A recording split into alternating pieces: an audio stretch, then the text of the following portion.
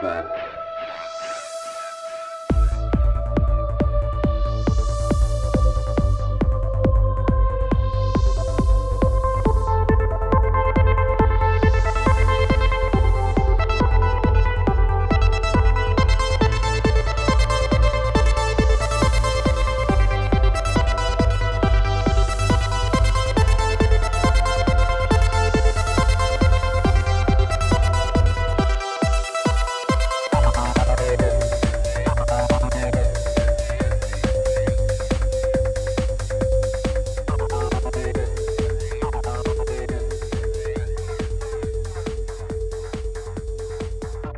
What's up? Another episode of the Ripple Effect Podcast. I'm your host, Ricardo Renz, also known as Ricky Brands, and a great episode for you today. Today we have Mr. Jonathan Barbeau. He is a co-host of the Cigar Authority podcast, a great and popular podcast on cigars, and he also works at Guys Cigars, which is one of the biggest cigar lounges and smoke shops in the U.S. He's also a libertarian. He's a DJ, so he's into a lot of different topics that I'm also into. And we talk about all those things and more. And I got exposed to his work when listening to the Resistance Chronicle podcast. I reached out to one of the co-hosts, Matt, which you guys might know because he's been on a bunch of my Patreon podcasts. But Matt hooked me up, got me his contact information, and then we had Jonathan on. So it was a fun discussion. We didn't just talk cigars. We talked politics, COVID, current events, history, music, so many different things. So enjoy this podcast. Also remember, this is a value for value show. So if you get some value out of this podcast, please consider giving some value in return. And that doesn't necessarily mean financial. Please share the show, review the show, subscribe to the show everywhere and anywhere. And that helps fight against the algorithms that I'm sure are censoring this show. So do that. If you can, financially support the show. I do have a Patreon page. And of course, as always, all this stuff will be in the show description. I have a Patreon page. If you support me on Patreon, once a month I do a Patreon podcast with my Patreon supporters, so that's pretty cool. I also have a Rockfin channel. Rockfin is a YouTube alternative. There's tons of free content on Rockfin, so just for signing up, you can get everybody's free content. And then if you like what you see, you can get everybody's exclusive content on Rockfin for, I think, $9.99. So definitely check that out. I have a merch store at the Ripple Effect Podcast merch.com. You can get hoodies, t-shirts, tank tops, mugs, tons of different stuff, so please check it out. That's another great way of representing and supporting the show. Amy says WTF just posted a picture of her wearing the shirt, so I really appreciate that. Truthzilla guys are always representing Ripple Effect Podcast shirts and gear, so I really appreciate those guys always representing. And I can't thank everybody enough who has supported me in any way. I really, really, really appreciate it. But like I said, if you can't support me financially, no biggie. There's other ways you can help. And I also host another show with my dear friends, Midnight Mike from the OBDM show, Charlie Robinson from Macroaggressions, and also Sam Tripoli, who hosts a bunch of shows like Zero, Cash Daddies, Tinfoil Hat. The four of us host a show called the Union of the Unwanted. Go back, check out the archives. We've had some amazing, amazing roundtable discussions. It is basically a giant roundtable Zoom conference call discussion with so many different guests, so many different researchers and thinkers, and we just try to bring interesting people together to spark a huge, interesting conversation. And hopefully it also exposes you to a bunch of other great content creators and thinkers and researchers. We've had Whitney Webb on the show. We've had Del Bigtree, Jim Florentine. I mean, the list goes on and on and on. So definitely go in the archives. Check out that show. Oh, Judy Mikovich was on that show. And the Union of the Unwanted is available everywhere, and you can find links to all our stuff in the show description, including our new merch store. That's it, guys. Enjoy this conversation, and I'll talk to you guys in the next one. Peace. Thanks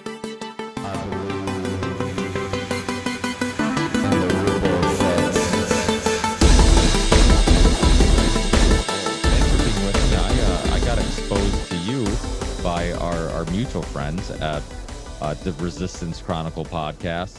And Matt and I think I was one of the people that kind of motivated him a little bit to start a podcast and be like, hey, do it. You want to do it? Why not? You know, and that's what I should be doing. I should be drinking wine. I usually wait for dinner for that. I already sound dumb on a lot of these shows, so it's like if I put any alcohol in my system, I'll only sound dumber. Sure.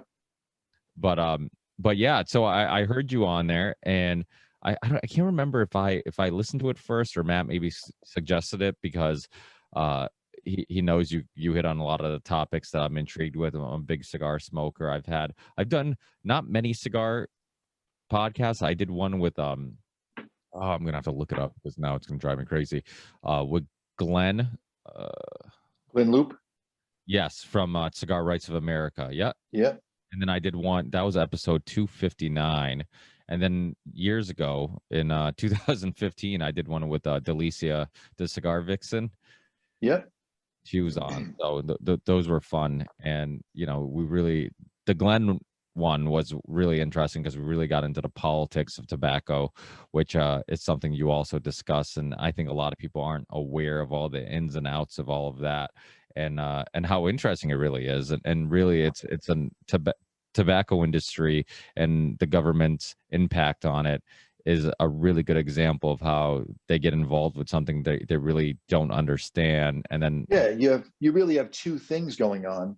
There's big tobacco, which is your Marlboro cigarettes of the world, that absolutely made an attempt, and successfully so, to lure children into smoking, going all the way back into the 40s and 50s, giving out free cigarettes. They figured out that if they gave out, if somebody smoked a brand, I believe it was 5 times, so they'd give out little 5-packs, that would become their brand. And the reason why Marlboro cigarettes is the #1 brand right now is they lobbied the government to shut down new brands. And when they did that, they were #1. So they got the government to be their buddy, and they pushed for the right taxes, the right tax structure, everything that worked for them to put the right people out of business. They acquired a bunch of brands and still sit at #1.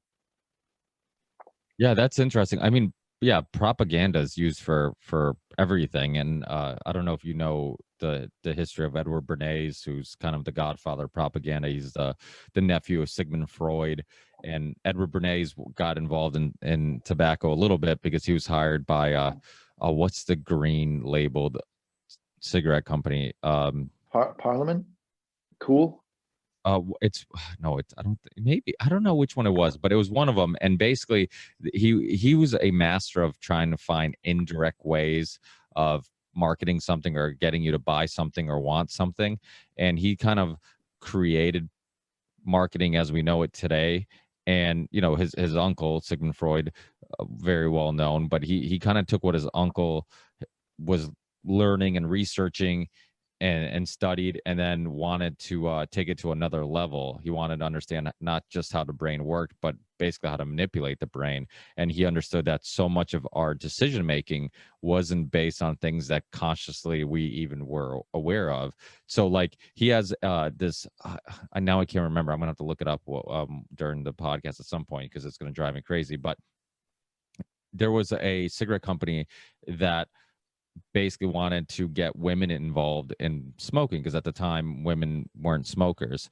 And so what he did, he created this like fake feminist parade movement thing, protest, where he had women show up, and then they were lighting up cigarettes, and they were holding up these signs saying we're lighting up our freedoms or something along those lines. And if men can smoke, we can smoke. So it became this thing that it was about like, well, if men can do it, why can't we do it? So it became a way of kind of sticking up for the fact that like anything a male can do, we can do, and we shouldn't be discouraged not to do it. And then he also, so that was like one aspect of how he was gonna get women to buy.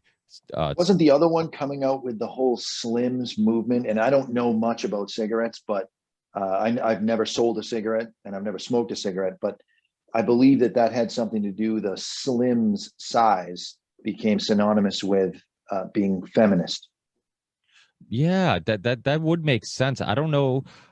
Yeah, torches of freedom. Don't quote me on it. I'm not an expert on cigarettes. I am an expert on cigars, so everything I say about cigars is going to be 100% accurate to the best of my ability.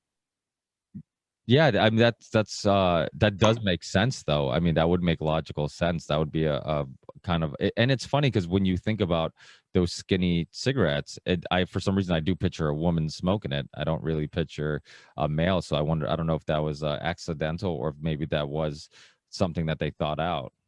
Nothing in big tobacco is accidental. So the second format in tobacco is cigars. And to put cigars in perspective, we have 350 million people roughly in the United States.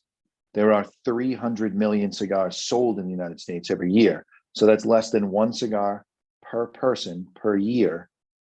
If everybody were to smoke, not everybody smokes. It's actually right around one person in every 1,000 smokes a cigar, and the average cigar consumption is 2 cigars per week. I'm what you call a super user. I go a little higher than 2 per week.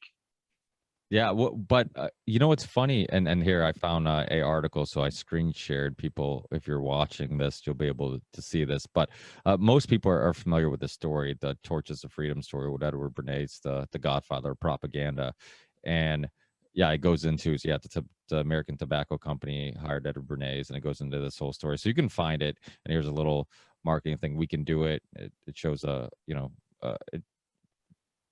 Lucky Strike. That's what it was. Yep. There we go.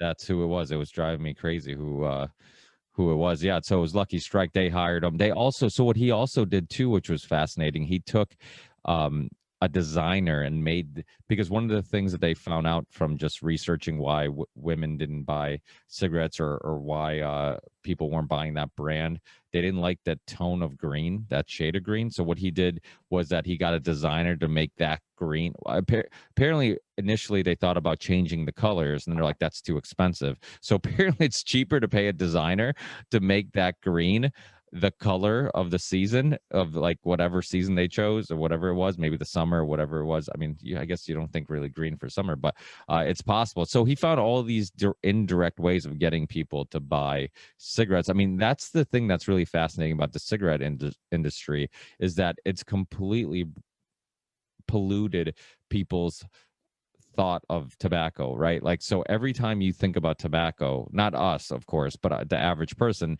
they relate cigarettes to cigars. It's like they lump them all in together. So it's like when you think about all the horrific things that when they say tobacco companies, they're usually referring to cigarette companies. When they say, Right. tobacco companies did this with marketing, tobacco companies added these things to their products, and all these poisonous ingredients and all this stuff, and it's really the wrong way of looking at it, right? Well, if you think about I don't know exactly what the percentage is of nicotine in cigarettes, but to put tobacco in perspective, so tobacco, tomatoes, and eggplant are all part of the same family of plants. Tobacco goes from 1 to 3% nicotine, depending on the priming on the plant. With tomatoes, you're at between 5 and 7%, and eggplants go anywhere from 7 to 12%.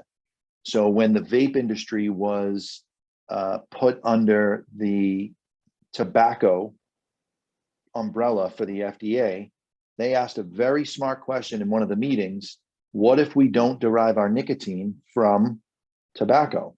Will we then be subject to the FDA's regulations, because you're not regulating nicotine? So the FDA is not regulating nicotine gum, but they're regulating vape, because vape derives its nicotine from tobacco, which is not all that efficient. They could be much more efficient if they went after eggplant and pulled the nicotine out of eggplant. So no one's ever complained, oh, I'm addicted to eggplant Parmesan, right? So you're still, I don't know how it works as far as percentages, if you can add them up and you end up at 12%. I don't think that's how it works. But no one's ever said, well, I'm absolutely addicted to eggplant Parmesan. You like it, and you get the benefits of the stimulant, nicotine, but no one ever became addicted to it. With cigars, you're at 1 to 3% nicotine, the strongest cigar being closer to 3, and the mildest cigar being at 1. It's such a small little window. My business at Two Guys Smoke Shop gets cut in half in the wintertime, and we're across the street from a restaurant. And I've never once ever, and I've been with the company 10 years, seen somebody go outside between courses to have a quick cigar because they need to get that fixed. There's no addictive quality. Listen, I smoke 3 to 5 a day, and on Fridays, I take the day off from work and from cigars. I have no problem. Well, I've made that argument over and over again because living in New England, I live in Massachusetts. It's something you see constantly. Cigarette smokers outside of a bar, freezing their ass off in the winter, trying to get their drag. You never see somebody smoking a cigar doing that. And Never. uh, as a cigar smoker, I would, I would tell my wife and my friends this all the time. Like, if I have a little bit of a cold and I can't taste the cigar, I'm like, I don't need one. I actually really, even if somebody's having one, I won't even attempt to have one because Yeah, it's a waste. it's a waste and it's not pleasurable. And if I can't taste it and smell it, then I'm not doing it just for the high, the little buzz. So it's like all these little examples of like, you don't smoke cigars for those purposes. And I have friends of mine when I would get people together for like a whiskey and cigar night, we'd get together, everybody bring some stuff over and we share and we talk or whatever. That would come anyways because I would, even if they're not cigar smokers, they would come because for some reason it would spark the best conversations. And it's not for some reason. Camaraderie, yeah. Yeah, you kind of know why, because especially like in the East Coast, and I say this over and over again, we live such fast-paced lives, and the thing about cigars or having, I mean, people need that thing that kind of makes you pump the brakes and relax for a little bit. And the thing about cigars is when you're smoking them, your phones are put away, you're talking, you're passing the lighters around, or you're talking about what you're smoking or what you're drinking and what you think of it. And then because you're more engaged with one another, I feel like it just happens to bring out the best conversations, the deeper, more personal conversations. A lot of my best conversations with my friends have been just because we lighted a cigar. And if we're anywhere else, I have a hard time believing we would get as deep or as personal. Larry David, actually, my favorite quote by him is, he says, cigars are contemplative. And that's exactly what they are. They slow your pace down. They slow your heart rate down. You get about 20 minutes into a cigar, you start sitting in the chair a little more slumped. And so stress being the number one killer. And there's a study called Monograph Number 9, funded by the NIH and put out by the American Cancer Institute. The study proved that if you smoke 1 to 2 cigars a day, you're less likely to get COPD, you're less likely to get lung cancer, and you're less likely to get coronary heart disease. Not than a cigarette smoker. You're less likely to come down with these diseases than a non-smoker. And how could that possibly be? And the answer is stress. Stress is the number one killer in this country. We all live fast-paced lives. In New England, we're on steroids because of the 4 seasons, but we all live fast-paced lives. And if you take that 1 hour a day or 2 hours a day to kick back and enjoy a fine cigar, and you have those conversations and you build those relationships, you're going to live longer, period. Yeah, it's funny because I'm a health nut. Like I go to the gym every morning. If I don't, I go crazy. I eat healthy. And every once in a while, my wife would be like, I don't get it. You're all about health, and then you smoke cigars on weekends. And I tell her, I'm like, it sounds weird to her, but when you really think about it, like you said, when you look at the stress that everybody deals with like just bills and work and things that need to be done and priorities, having something to kind of like hit reset, unwind a little bit. If there, and I would always tell my wife this, I'm like, if there's any negative effects of smoking, the positive effects of unwinding are much stronger than any negative effects. And again, I had, when I had Delicia, the cigar vixen, on years ago, I remember she we talked about this. I think, I don't know if she brought it up or I brought it up, but we're talking about how so many people that we know that smoke cigars, they don't seem to have any health issues caused by the cigar smoking. And of course, this is just like, there was no study or anything that could prove this at the moment. And we would talk about like, well, just from doing the eye test, just from observing, it doesn't seem like these people are having any negative effects. And I think a lot of times why that whole idea of like, how do you not have negative effects of inhaling smoke, is because of the relation to cigarettes. And the thing about cigarettes is, I always use the example that cigarettes is the McDonald's of tobacco. It's the same thing. Like if I ate grass-fed beef every day, I'm not going to have any health issues. But if I have beef from McDonald's every day, I could have health Sure. issues. So there's just different qualities of stuff. I mean, typically cigars don't have any ingredients besides tobacco and what, like Yeah, there's vegetable, tobacco, uh, water, and then a little bit of vegetable glue that they use to seal the cap. keep it all. Yeah, exactly. So that's basically, and I remember telling cigarette smokers, friends of mine, that I'm like, why don't you just have get in cigars instead of smoking cigarettes? I'm like, at least you know what's in it. I'm like, tobacco, that's about it. Like there's just, there's nothing else in it. So it's at least you know what you're putting in your body instead of having faith that there's not rat poison in whatever you're So I had this smoking. debate, and I've won it several times with my dentist. He's the lead dentist at Tufts University, at the dental school in Boston. And he's breaking my balls about smoking and how it's bad for you. And I'm like, you're just regurgitating the same stuff that you've heard in your college classes that you teach in the other all this stuff gets passed down and everything gets lumped together. So I said, if I drink coffee, which is alkalinic, is there anything bad for my mouth about drinking coffee? And he says, other than you're going to get some coffee stains on your teeth. And I said, okay, so that's an alkaloid. There's no harm to the teeth, right? He said, no. And I said, okay, what about chocolate, high cacao chocolate? That's another alkaloid. Any damage to the teeth? And he said, actually, the damage comes from the sugar, and the sugar creates an acidic environment in your mouth. So the lower the sugar, the better the chocolate is. And I said, what if something's 100% alkalinic?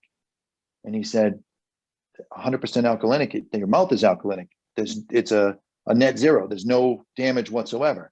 I said, good, because cigars are 100% alkalinic. Here's the study, monograph number 9. Here's the fine print at the bottom where it says the alkalinic nature of the smoke, and because they studied everything. And so I said, other than the fact that the tobacco does stain my teeth, and it does, and I've learned how to clean it, oil pulling, I'm into everything. Other than that, there's no possible way that the smoke is going to damage my mouth in any way. And he said, well, what about oral cancer? And I said, aha, the oral cancer, because they lumped the study in with cigar smokers, pipe smokers, and cigarette smokers. Pipe smokers and cigarette smokers saw a dramatic increase in mouth cancer. And the issue had nothing to do with the tobacco. It has to do with the casing that they use, which is a flavoring agent in the pipe tobacco and cigarette tobacco. Marlboro cigarettes, for example, #1 consumer of licorice in the world, #2 consumer of cocoa in the world. Hershey consumes more cocoa. That's the only company that I know of consumes more cocoa than Marlboro cigarettes. The the flavoring agent, and in the case of pipe smokers, the plastic heats up from the smoke going through it. And we all know the carcinogens that are in the BPH elements that are in plastic. So that resting up against their lip, pipe smokers will get lip cancer right where they always hold the pipe. And the teeth around that bit always deteriorate faster. And it's the BPH coming off that bit being held in the same spot. It is not the tobacco. Yeah, that's so interesting. It's and so how has, because I know Massachusetts has been dealing with tons of just regulations and stuff the last couple of years.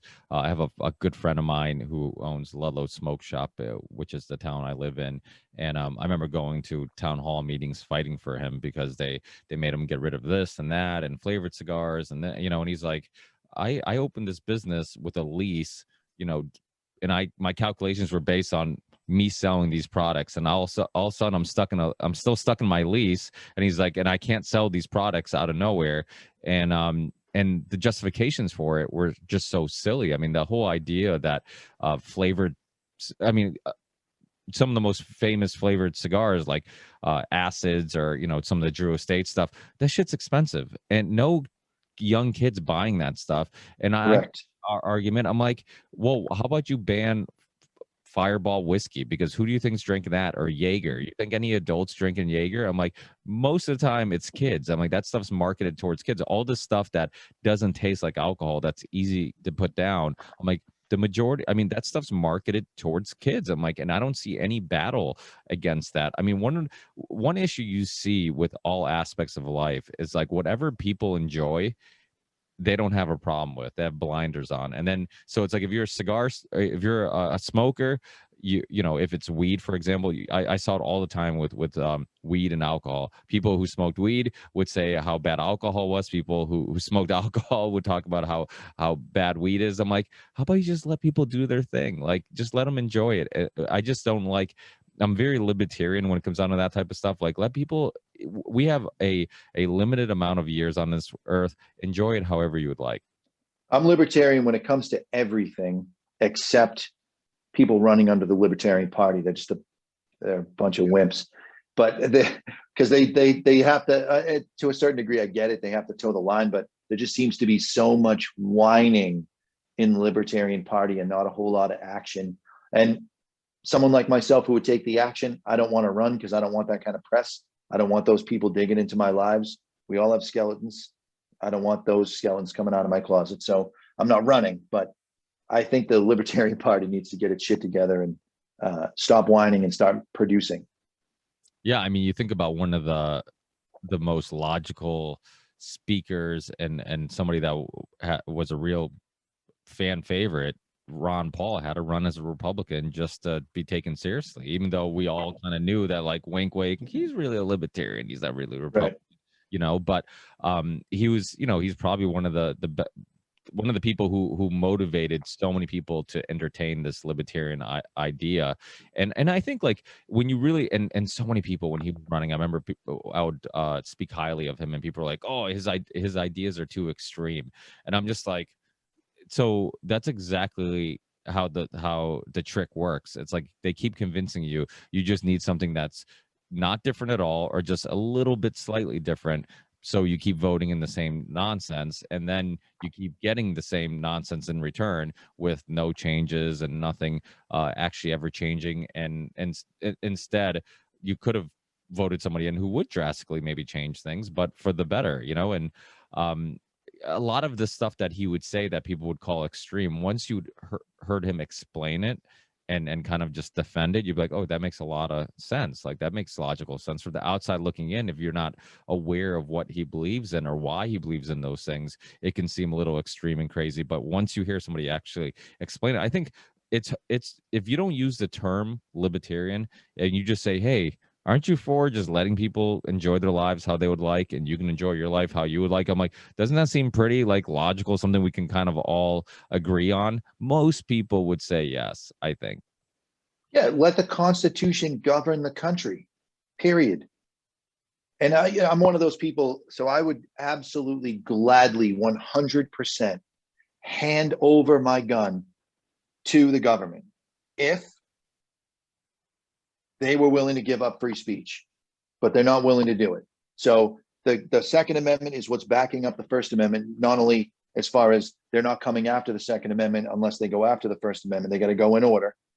If they're willing to choke down the Fox Newses of the world and the CNNs of the world, the MSNBCs, and make it so that people are not pushing this two-party agenda, at that point, libertarians are going to rule, and that's why they're not going to do it. Because we are basing, I can't speak for you. I'm basing my voting on the Constitution. Which candidate is going to most closely stick to and uphold the Constitution? Yeah, freedom of speech has been a issue for a long time, but in 2020, it's only gotten worse. I mean, I've had so many shows, you know, just either iTunes wouldn't play them, or I had a couple shows banned off YouTube, and it's just people stating their opinions. Like, who are you to decide what truth is? Who are you to decide which opinions are worth listening to or are dangerous? And a lot of times, it's like it was so obvious that they were suppressing anything that went against the grain, anything that was going against the mainstream narrative, and basically they're deciding what truth is. And if you control the information, you can control the people. It's social engineering, it's social control. And I'm a big believer of, like, you fight bad ideas with good ideas and let everybody see all the information and then decide for themselves. I had Kevin Sorbo on my show. He got kicked off. That episode got kicked off YouTube. I had Del Bigtree on, who I don't know if you're aware of him, but he used to be a producer for the Doctors a long time ago, and then he kind of started getting into the whole medical freedom movement, and then created his own show, and his show got kicked off YouTube, so he has to do everything independently, and he works a lot with Robert Kennedy Jr. And but this is a guy that is banned off YouTube and banned off a lot of his social media platforms, but yet his nonprofit organization ICANN is the reason why the flu vaccine, which was mandatory in 2020, was taken off. It being mandatory, it doesn't exist anymore because ICANN sued the state, and his nonprofits also one of the ways that these Fauci emails got released. They filed a Freedom of Information Act. So this guy who's doing legit good work and important work is too dangerous for people to even know who he is. And even when the flu vaccine, and this is how, everybody colluding together is what's scary, because even when the flu vaccine was making news because they're like, oh, now it's not mandatory anymore, and they never once referenced his nonprofit organization because they didn't want to give the credit to him. And I'm like, yeah, that's the same guy that was on my show in 2020, and iTunes was giving me bullshit answers to why that show wasn't showing up on iTunes on my RSS feed. And so I mean, but this is big tech, and the collusion is what's really scary, because regardless what you think of Alex Jones, what you think of Donald Trump, the president, the way that they all colluded to make these people disappear from the face of the earth has to be scary for everybody. Because right now they're not going after maybe people you agree with, and I don't mean you specifically, I mean just somebody who's okay with what they're doing. But eventually you give the government, and you give big tech all of this power to censor who they want, and eventually they will be censoring somebody you like and somebody's voice that you think is important. And but people don't. We say that all the time in cigars, all the time. People are like, oh, I don't smoke cigars, I don't have to vote for this guy, I don't have to stand up for Cigar Rights of America or Cigar Rights of the World. You actually do, because you may like soda, and that's what they're going to tax next. And let's face it, marijuana is only legal because of taxation. That's it. And the marijuana smokers did it to themselves by saying, you should legalize this and tax us. This is why you shouldn't smoke weed, because it makes you stupid. That's not a reason to have something be legal. It should be legal because if you want to shoot H, as long as you don't get behind the wheel of a car, shoot up all you want. I'm not doing it, but do it. It's your body, it's your choice. Well, I was born in Portugal, and in what was it, 01? They decriminalized all drugs. Was it 01 or yeah, somewhere around the early 2000s, and it's been a complete success. Like, they just look at it as a medical issue. Like, if you have a personal amount, whatever they decided a personal amount was, but if you have a personal amount of any drug, they basically let you be. And then if you have more than that, then they basically take a look at you and see if you need help, if you're selling, or if you're an addict, or whatever it may be. And it's been a complete success. They saved money. I mean, my whole opinion on addiction is completely different than the average person anyways, because I'm a big believer that addiction is not a substance issue. It's a internal issue. It's some type of self-medication because of unhappiness or whatever. And there's been studies that have proven this. I talked about it on my last podcast, and I've talked about it in the past a bunch about Rat Park. I don't know if you're familiar with the study where they put, I don't know if it was heroin or cocaine in water, and the mouse kept coming back to it, and then eventually died. And they're like, hey, look, see, this substance is addictive. And then these Canadian scientists are like, well, one thing we're not taking in consideration, that the cage has become a part of the experiment. So they created this thing called Rat Park, where they had a huge warehouse. They recreated its natural habitat, and then basically recreated the experiment. Well, they came to the water, drank it once, went away, never came back. And they're like, see, what was going on was, it wasn't that they didn't keep coming back because the substance was addictive. They kept coming back because they're unhappy. And when you created its natural habitat, and they had other mice to play with and other places, things to do and explore, then it didn't come back. And makes much more sense to me, because when you look at the difference between somebody who, like yourself, I have a glass of wine every night with dinner, and at least one glass of wine. At least you're not saying that I'm unhappy being on your podcast and that's why I was drinking. Yeah, exactly. This is how I'm dealing with the interview. Let me just have a giant bottle of wine. But I have a glass of wine every night, and obviously you're a drinker too. We can do it. We can. It can add to our life experience. It can help us unwind. It can help us enjoy a meal or a cigar. But some people will have the exact same substance, and the next thing you know, they're lying, cheating, ruining their lives because of that substance. And so the argument of like, oh, it's because it has these addictive properties wouldn't make sense, because it's like, well, why do we have drastically different experiences if it's equally as addictive to this person as it is me?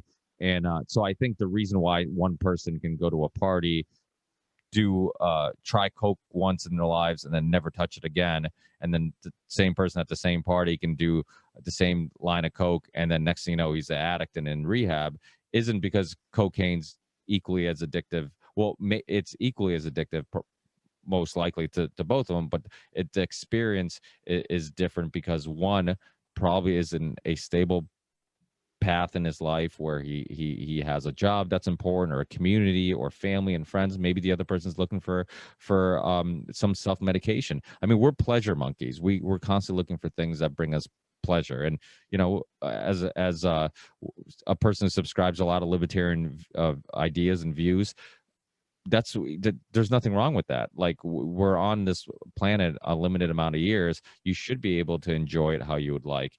And some people, if they don't have community, if they don't find pleasure in either exercise or a wife or kids, or maybe a job or a hobby they really love, and that substance brings them pleasure, and that's one of the few, if not maybe the only place they find pleasure in their lives, then of course they're going to keep going back to that substance, just like the mouse in the cage who kept coming back until it died. Sure. So I think when a lot of people talk about addiction to smoking or alcohol, whatever it may be, I mean, that's kind of my personal opinion on addiction.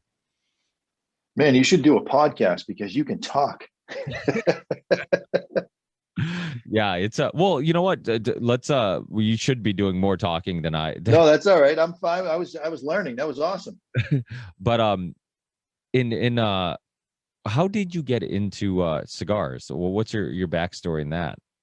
There's two people that caused me to become enamored with cigars. One is my grandfather, who has since passed, and when I was 10, he never didn't smoke around us.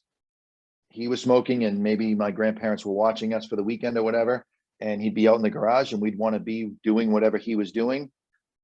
So he would be smoking his cigars, and I was convinced at 10 years old that if I asked him for a cigar, he would give me one. And I never did, because I didn't want him to get in trouble with my dad, who's very anti-tobacco.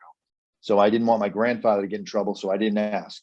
It turns out that my grandfather had his first cigar when he was 10. His dad owned a tire repair shop in Haverhill, Massachusetts. And he wheeled the tires out to this guy's car, and the guy went to tip him a cigarette. And my great grandfather saw it and said, "My son will never put a cigarette to his lips. If you want to give him a cigar, he can have a cigar." So the guy pulled a cigar out of his pocket and gave it to him. And that was my grandfather's first cigar at 10. So he smoked from 10 to 96, virtually zero medical issues whatsoever. And as I got older, I turned 18. I had my first cigar that I bought from Two Guys Smoke Shop. And when the very first opportunity I had to smoke cigars with my grandfather, I always did. I'd bring him his favorite box, and we would light up together.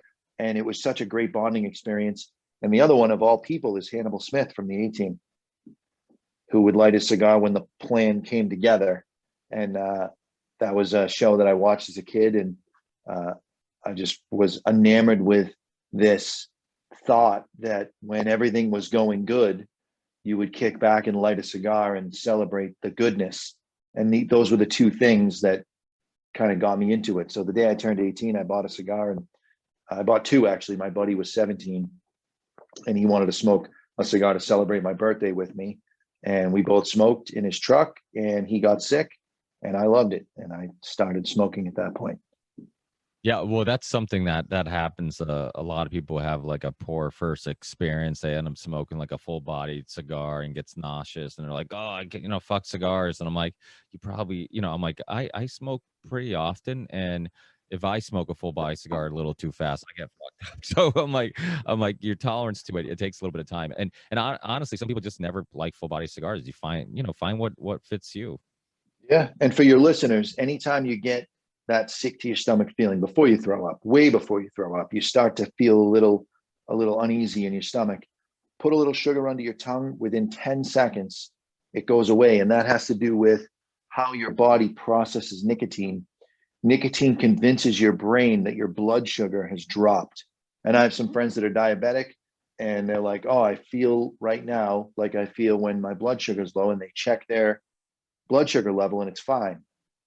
And so they take a sip of diet soda so that they don't spike their blood sugar. And the brain goes, oh, we got plenty of sugar, because your mouth is the closest pathway to your brain. And the feeling goes away immediately. So you can smoke the strongest shit that's on the market and be unaffected if you have a little sugar with you, a little soda, candy, chocolate, anything that'll keep your brain believing that the blood sugar is okay. That's funny because I think I asked Delicia about that like years ago in 2015 when I had her on. I'm like, hey, have you ever heard of anything about that when you get nauseous? And I'm like, I heard that if you had sugar, it actually helps calm it down. And she's like, I've never heard of that. So, and it's funny, since then I'm like, I don't think I've ever looked it up. So having you explain it makes perfect sense. I fast all day, and I do the keto diet. I call it ketovore because it's mostly red meat, but it's I've been doing that forever. So my blood sugar is always super low because I basically intake very little to no sugar a daily. And so yeah, that's I wonder if it would have the same reaction. Maybe even maybe even need less Diet Coke to kind of bring me back, because my brain would immediately think, oh, this is sweet. You never have anything sweet. But Right. yeah, that's interesting though. But that is a good trick, and knowing that is important, because I think sometimes, especially if you're having a good time, you're not used to smoking, and if you're not aware that you're smoking something that's a full body cigar, it can really hit you hard. I mean, it is a lot of nicotine, but I'll tell you, I've never been so relaxed, and I'm sure you probably would agree with this. When I have a little bit of a buzz, alcohol buzz with a cigar buzz, like literally you could tell me my house is burning and I'd be like, oh, I got insurance, who cares? Right. Like I'm just my state of mind, it's probably the closest thing to bliss I'll ever find. It's like, and to the point where like every time I have a drink, I want a cigar, and every time I have a cigar, I want a drink, because they go so well together. And actually, I live in Massachusetts, like I said, and I know that you spent some time in Massachusetts. Red Auerbach was a huge influence of mine growing up. Like I always thought it was the coolest thing, just seeing him smoke cigars. And same thing with the A Team, like you were saying. It's weird, but in Portugal, some of these shows like Knight Rider and A Team are huge. Like I remember going back to Portugal. We'd go back every summer, and they would just have like reruns of Knight Rider and A Team, and then like you get a Portuguese person who come to America, speak zero English, but they know who Michael Knight is. It's like It's awesome. or they would know who. And MacGyver was another one that was like a huge. So it's like you would hear. It's hilarious because you would be around Portuguese people, speak zero English, but then they'd make like you'd fix something and be like, oh, MacGyver, and they do like these references to these shows. It's like who MacGyver is, but you don't know any other words in English. It's hilarious, but it's similar to me, like the A Team, Red Auerbach. Like there's certain people, like there's just something cool. I'm a big basketball fan, so Michael Jordan. You would hear stories about him smoking in the back of the bus, but nobody would have the balls to tell him to not smoke in the bus.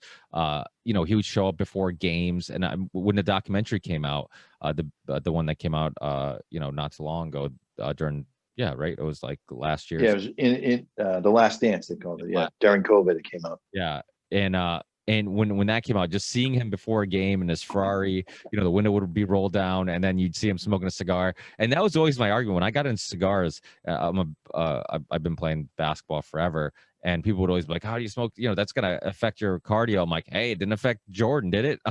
And people think I'm just saying it because I'm a cigar smoker and I enjoy cigars, so I'm looking for justifications. But it has never affected my cardio one bit. Like, I always have amazing cardio, and I'm like, it has zero effect on me. And again, it could be because of the lack of other ingredients. It could be because you're not really inhaling it. So I mean, it could be any There of is so much bullshit when it comes to cigars, and a lot of it, as you had said earlier, comes from the stigma of cigarettes. But so I do intermittent fasting. I'm not keto. I'm not as hardcore as you are, but I'll fast for anywhere from 24 to 48 hours, and I smoke the strongest shit on the market, the strongest, and it has zero effect because I've built up a tolerance to the 3% of nicotine. That's the difference between a mild cigar and a strong cigar. It's 1 to 3%. It's so insignificant. So you smoke So the stomach? You smoke what's a that? stomach regularly? So on a I regular didn't. on a regular basis, you smoke on an empty stomach? Yeah, most of my day is an empty stomach. Huh. Because so I had some gut issues a couple years ago, and which was like super rare for me to have any issues, but it's because I take pretty good care of myself, and I for some reason I thought there was a correlation between um so what would happen is I was doing a lot of commuting for work, and I still do, and a great way of making that drive go by and actually making that long drive home enjoyable is I would put on some podcasts, listen to something that's thought provoking, and have a cigar instead of having a coffee. I'd have a cigar because it'd keep me up. And so like the drive was awesome. Like, and I would panic if I didn't have a cigar. I'm like, oh fuck, I'm like falling asleep. I need a cigar. And so when I started having gut issues, you'd hear a lot of stories, or I started doing some reading about how having a cigar or smoking. And again, I don't know if now I'm gonna have to rethink what I'm saying, because I don't know if it was specifically if they reference specifically cigars or if they just reference smoking, because maybe it was cigarettes. But I remember hearing that if you smoked on an empty stomach, it could have some harmful effects on your gut and your stomach. Have you heard? So think about this: cigarettes are acidic because of the amount of shit they put in the tobacco, and anything that you put in your body that's truly acidic is inherently bad for you. Coffee? So just put in terms of if you were to put lemon in your water and you drink lemon water, so you think, okay, lemons are acidic. The thing that happens to lemon juice when it enters your body is it becomes alkalinic. So it's healthy for you. It helps you reduce your inflammation. It helps if you've consumed dairy products, it removes the mucus. I mean, lemon is an unbelievably good thing to put in your body, even though it starts off outside of your body. If you test it with pH paper, it's acidic, but it goes into your body and it becomes alkalinic. You smoke a cigarette, it goes into your lungs, which are acidic. It's acidic. So your body absorbs not just the nicotine, all the other shit that's going on. And it's so close to your gut, you're going to have negative effects. The blood is flowing from your lungs and it's going everywhere. So yeah, you're going to have gut issues smoking cigarettes, period. Smoke a cigar, it doesn't go into your lungs. It's alkalinic. It's in your mouth. It's out of your mouth. The nicotine only passes through, and that's it. And it's out. And the reason why I believe that I am able to smoke full-bodied stuff on an empty stomach in a fasted state is when I'm in a fasted state, I hit that 12-hour mark and my body starts looking to itself for nutrients.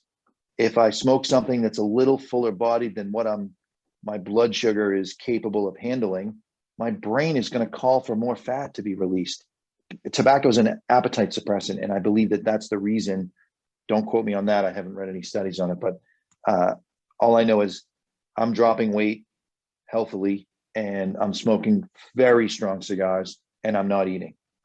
Yeah, I fast. I have one meal a day, and it's usually like today I haven't ate at all.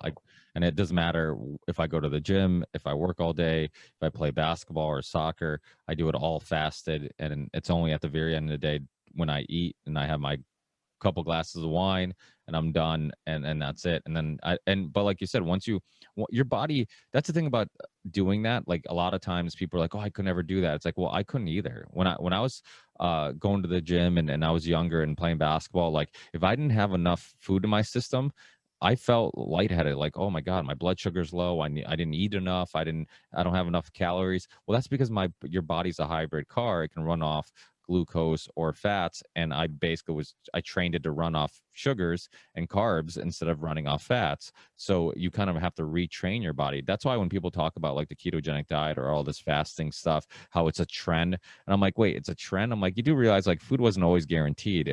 What's a trend is us being able to go to a convenience store and get a snack anytime we want. I'm like, that's a trend. 3 meals a day is a trend. Exactly. So you look at like since the beginning of human history, like food wasn't guaranteed. You'd typically be in ketosis from time to time, because ketosis, your body would start burning the stored fat. It's called stored fat because it's storing it for when you need it. If you keep giving it food or you keep giving it glucose, it's never going to get to the stored fat. So it makes perfect sense, that whole thing. But it does make me feel much better knowing that I could smoke on an empty stomach, and because I since then I've always been a little concerned about it. But again, and this is what I love about conversation, is sometimes even when you are trying to verbalize some ideas you've had, once you say it out loud, you realize like, okay, I haven't thought that out that well. Like I didn't think out the fact that anybody who's saying smoking on an empty stomach could be harmful could possibly not clarify that it's specifically to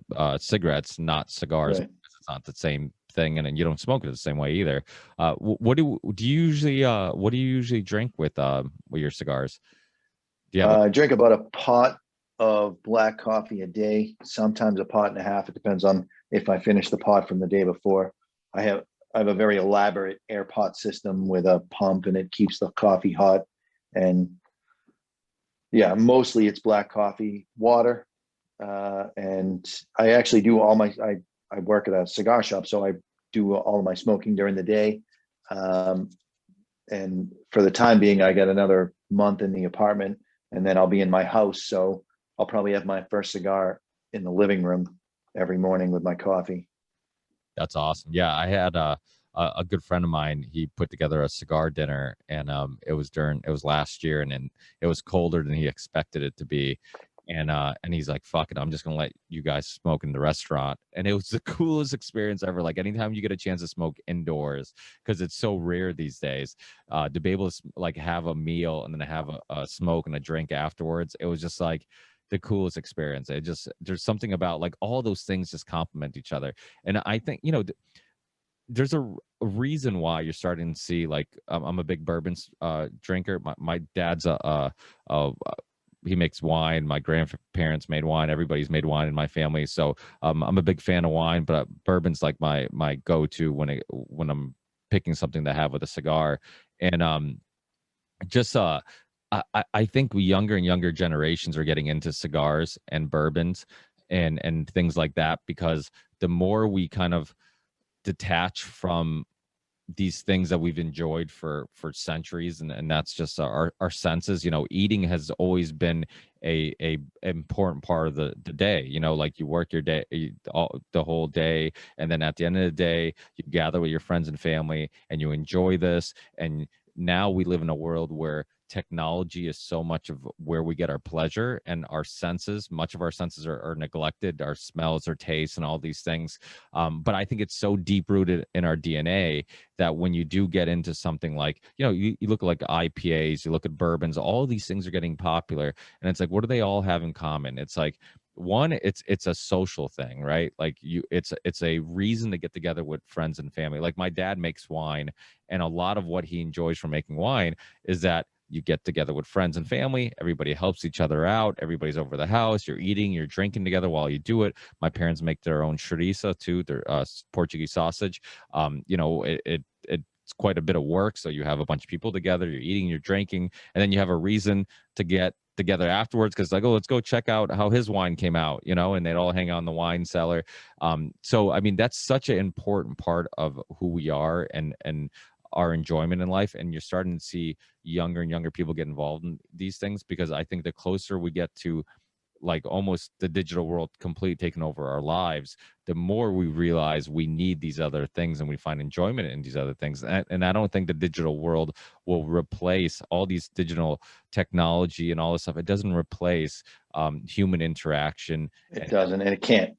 So I got banned, lifetime banned from Facebook. My cell phone number can never be associated with a Facebook profile ever again, because of cigar smoking and because of being an outspoken libertarian voice. Now, Facebook will never tell me why they kicked me off, but they gave me my lifetime ban with 8 reasons why it's possible that I was banned.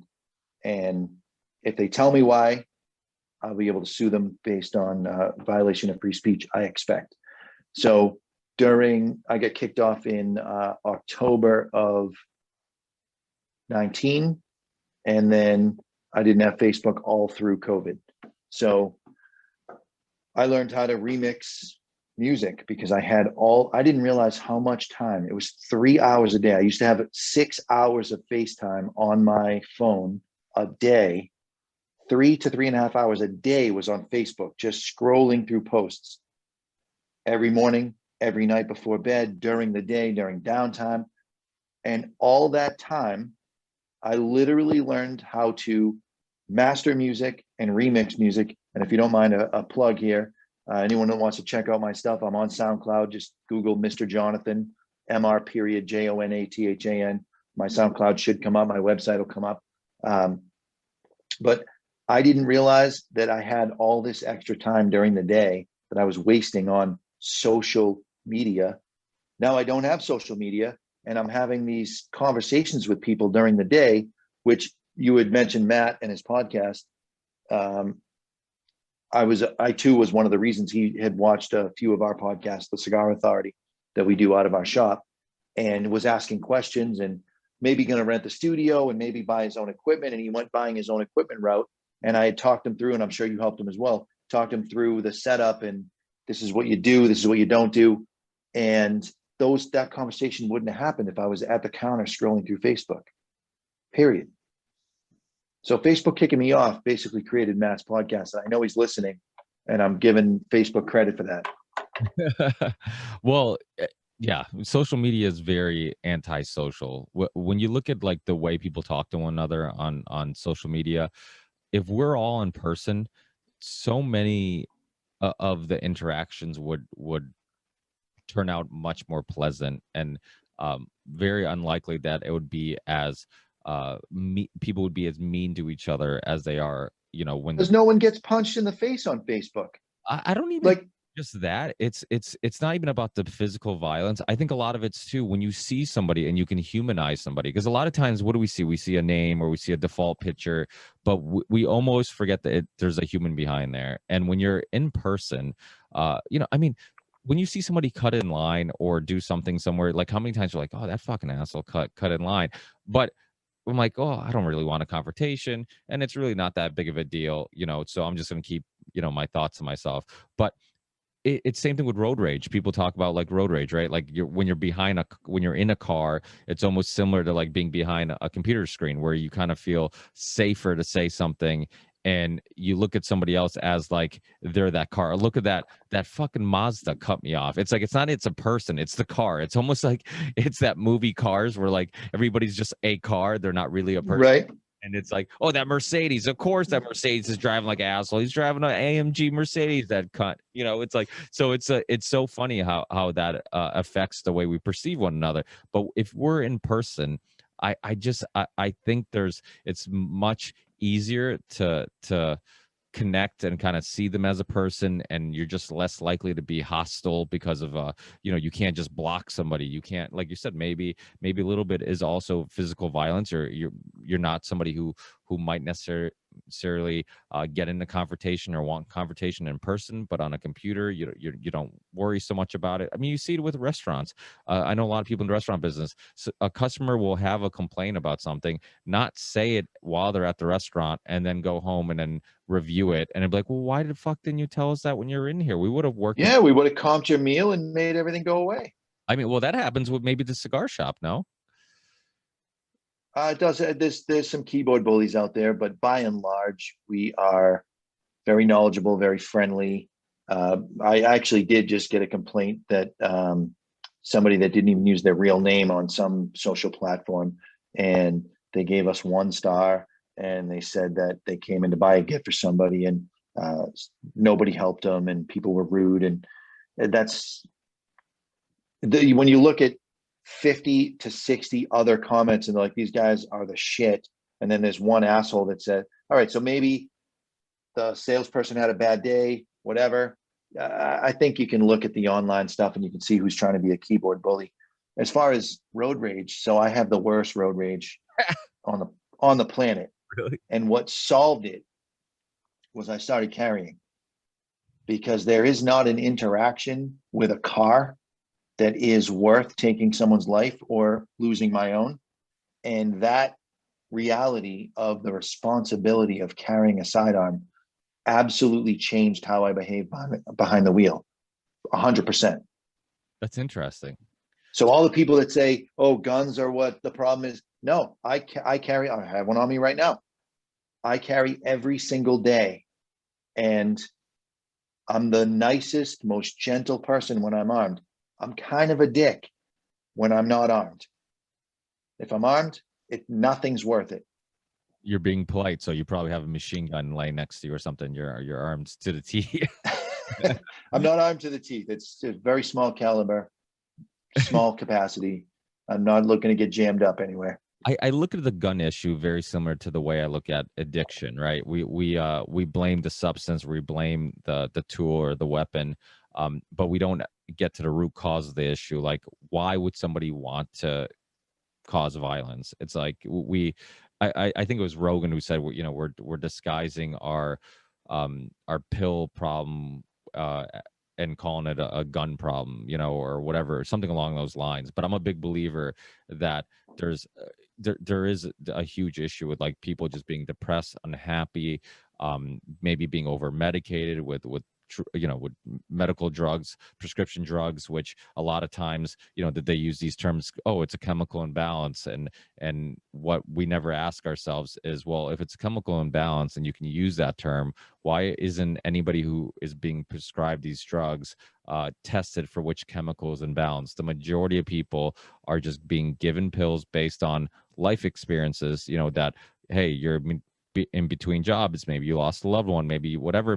I mean, these things these ups and downs are all a part of our lives. I mean, we appreciate the good because we deal with some bad. I mean, we appreciate eating because we've been fasting all day.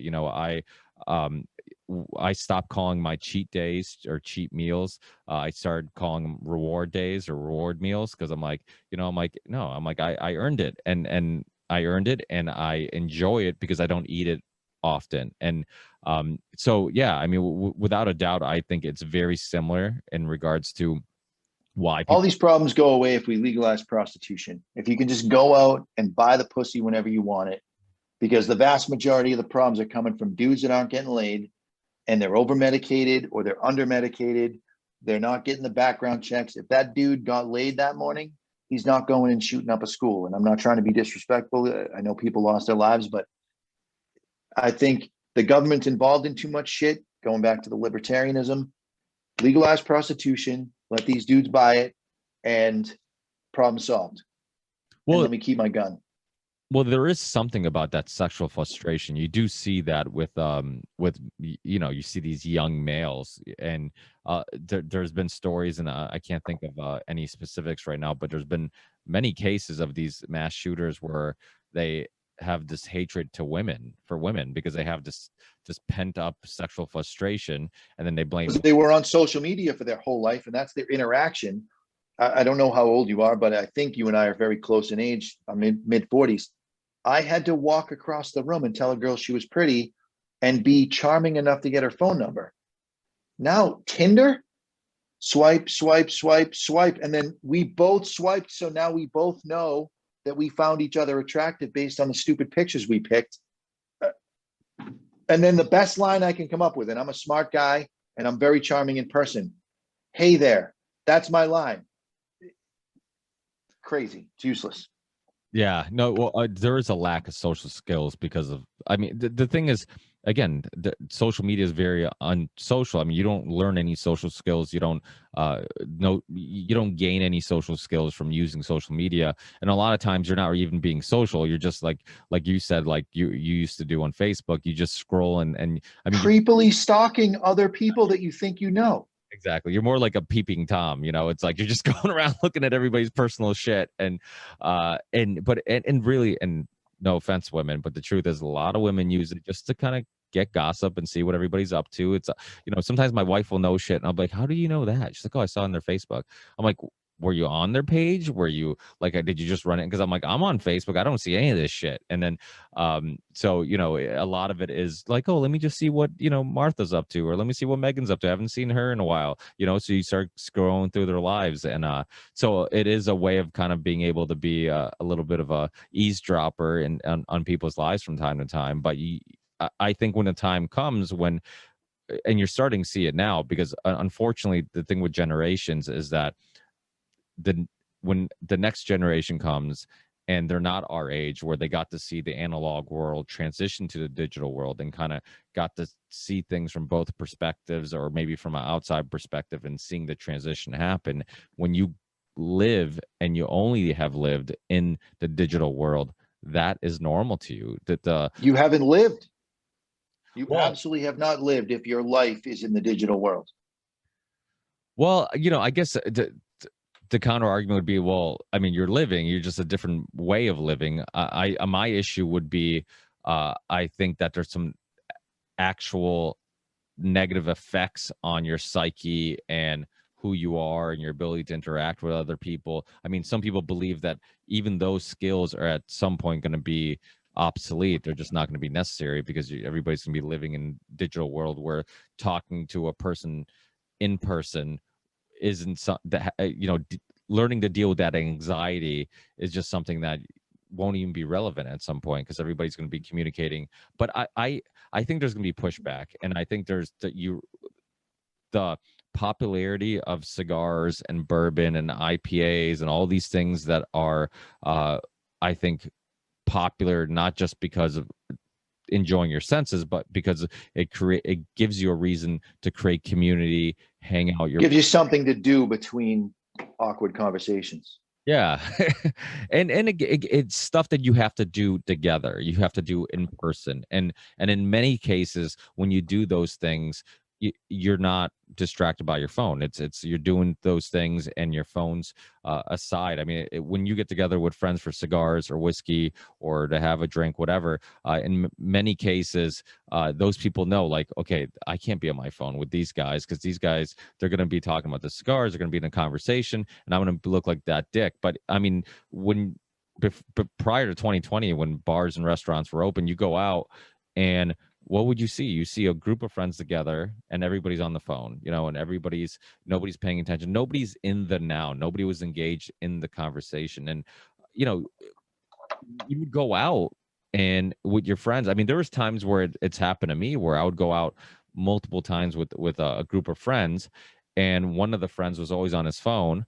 And then it would be like a month later, they'd be like talking about a new job. And I'm like, oh, how long you been? You assume it must be something they just started. Like, oh, I've been doing it for like 3 months. And I'm like, we've been together for like a bunch of times the last 3 months. You haven't brought it up. And it's like, right. I'm like, you haven't brought it up because every time we're together, you're not engaged. You're not actually in the conversation. You're on your phone, or you're staring at the TV or whatever, and don't get me wrong. My wife and I, when we were dating, we loved going out, having loud music, and just, drinking and dancing the night away and just having a blast. And that's fun too. But it's also fun sometimes to actually have conversations when you get together with people and bounce ideas off one another. Like I was saying before, I think the power of conversation, the importance of conversation. You talked about the Constitution. I mean, how many of these things were debated with a group of people getting together? You're debating ideas, you're challenging ideas, you're discussing ideas, and you all grew from that experience. You all learned from screaming at each other, and then at the end of the argument, whatever the majority ruled on, that's what we're going to go with. And you shake hands and you go out to the pub and you have a pint, and all is forgotten. Yeah, I mean, in Massachusetts, it was against the law not to have a pub right next to, usually it was typically next to a church, but every town and city needed a pub. It was against the law not to have one, because Good. that those were social gatherings, and they were usually next to the church because I think because pubs had heat or something like that, and the churches didn't, so people would go over there, and or maybe it I was. think it's pretty much because beer is pretty close to godliness. You realize that we've taken 30 years off of the back in my day conversation, because when we were kids, those people were in their late 60s, early 70s that were saying, oh, this music is so fucked up because they're talking about sex, and our music hinted at it back in our day. And now we're in our 40s and we're saying social media is fucking up the kids of the future because they're not going to learn these life skills of interacting with each other. It's crazy. It is. I mean, and the crazy thing is, like, when we were growing up, or when our parents had us, they could look at other parents and they could get advice, and kind of, they would have similar experiences, and they'd be like, okay, how did you deal with this? How you, like, the young parents now are dealing with experiences that their parents can't give them advice about. Like, how do you deal with social media when you give your kid a phone?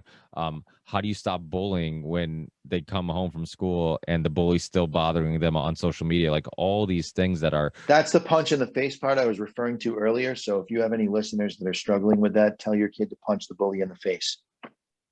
I did it. I stopped being bullied in the 6th grade. I was never bullied again. Well, that's like the prison thing, right? They say if you don't want to get fucked with in prison, you find the biggest dude, and even if you lose the fight, you fight him, because that way people know, like, okay, I can't pick on this guy. I mean, I grew up playing basketball, and I'm right outside of Springfield and Holyoke, and pretty tough cities, and we'd play pickup ball in all these surrounding cities, and it would toughen you up. And the way you don't get bullied is that when somebody attempted to bully you, you made sure you stuck up for yourself, because if you didn't and you showed weakness, I mean, I hate to tell people to that things can't be resolved in other methods besides violence, or being physical.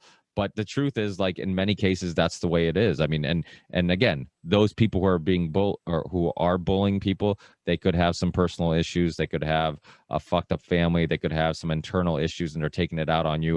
One thing I would always tell myself when I get in confrontation with somebody, and I'm like, this fucking asshole, I'm like, I want to rip his head off. And then I'm like, you know what? I don't know what his life's like. I'm like, I don't know if his dad wasn't in his life. I don't know if his mom was an addict. I don't know if he just lost his job, or he just lost his favorite dog, a dog, who knows, like some pet, Sure. whatever it may be, and has some built up frustration.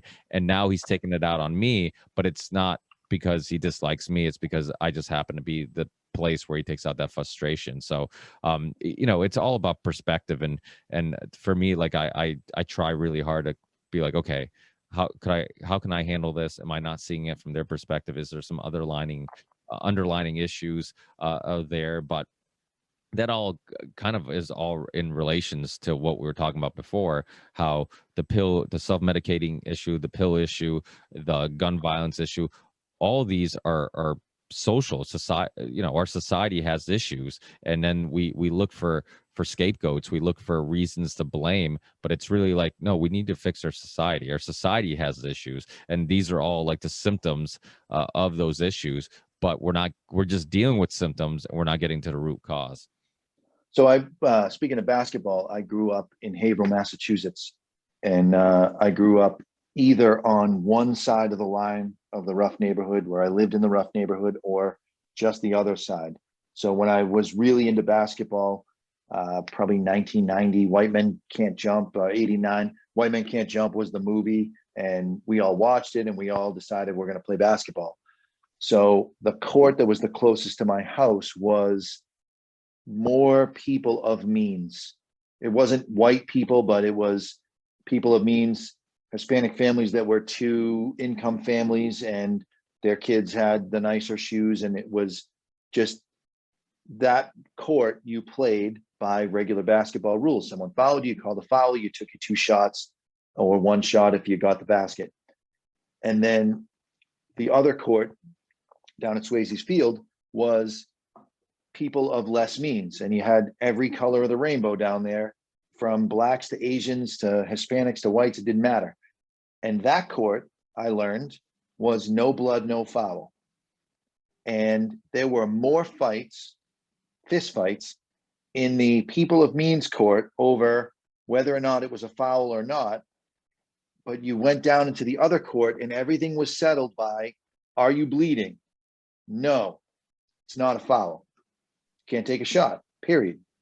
It's funny. So I play pickup basketball and I play pickup soccer, and the soccer players are that other group of people where like every little foul is like a fight and they're complaining and they're getting, and I'm like, dude, you guys need to play basketball or something where you just get used to it. Because I'm like, unless it's like violent, like you're really getting hurt, like people just like, yo, toughen up, get up, next play, and we just move on. I'm like, shit talking and playing physical was just a part of like that lifestyle, just a part of the way we played. And I like it because it did toughen me up, like emotionally, physically, and I think you're there to play a game. You're there to score points. That's the object. The object isn't to get the guy on a technicality on the rules. The object is to put the ball in the hoop. And that is what sharpens you, is having, you want to play a little rough. Now I have to have a fadeaway jumper, not just a jumper. I've got to be able to get distance from you to sink the ball, because the goal is to score the basket. The goal is not to who can play the rules the best. Yeah, no, that's a really good point. Because if you there's certain guys that you would know, like, okay, he's gonna freaking slug me if I try to take it at him again. Okay, so let me try to find a more creative way to maybe get him off balance, get by him.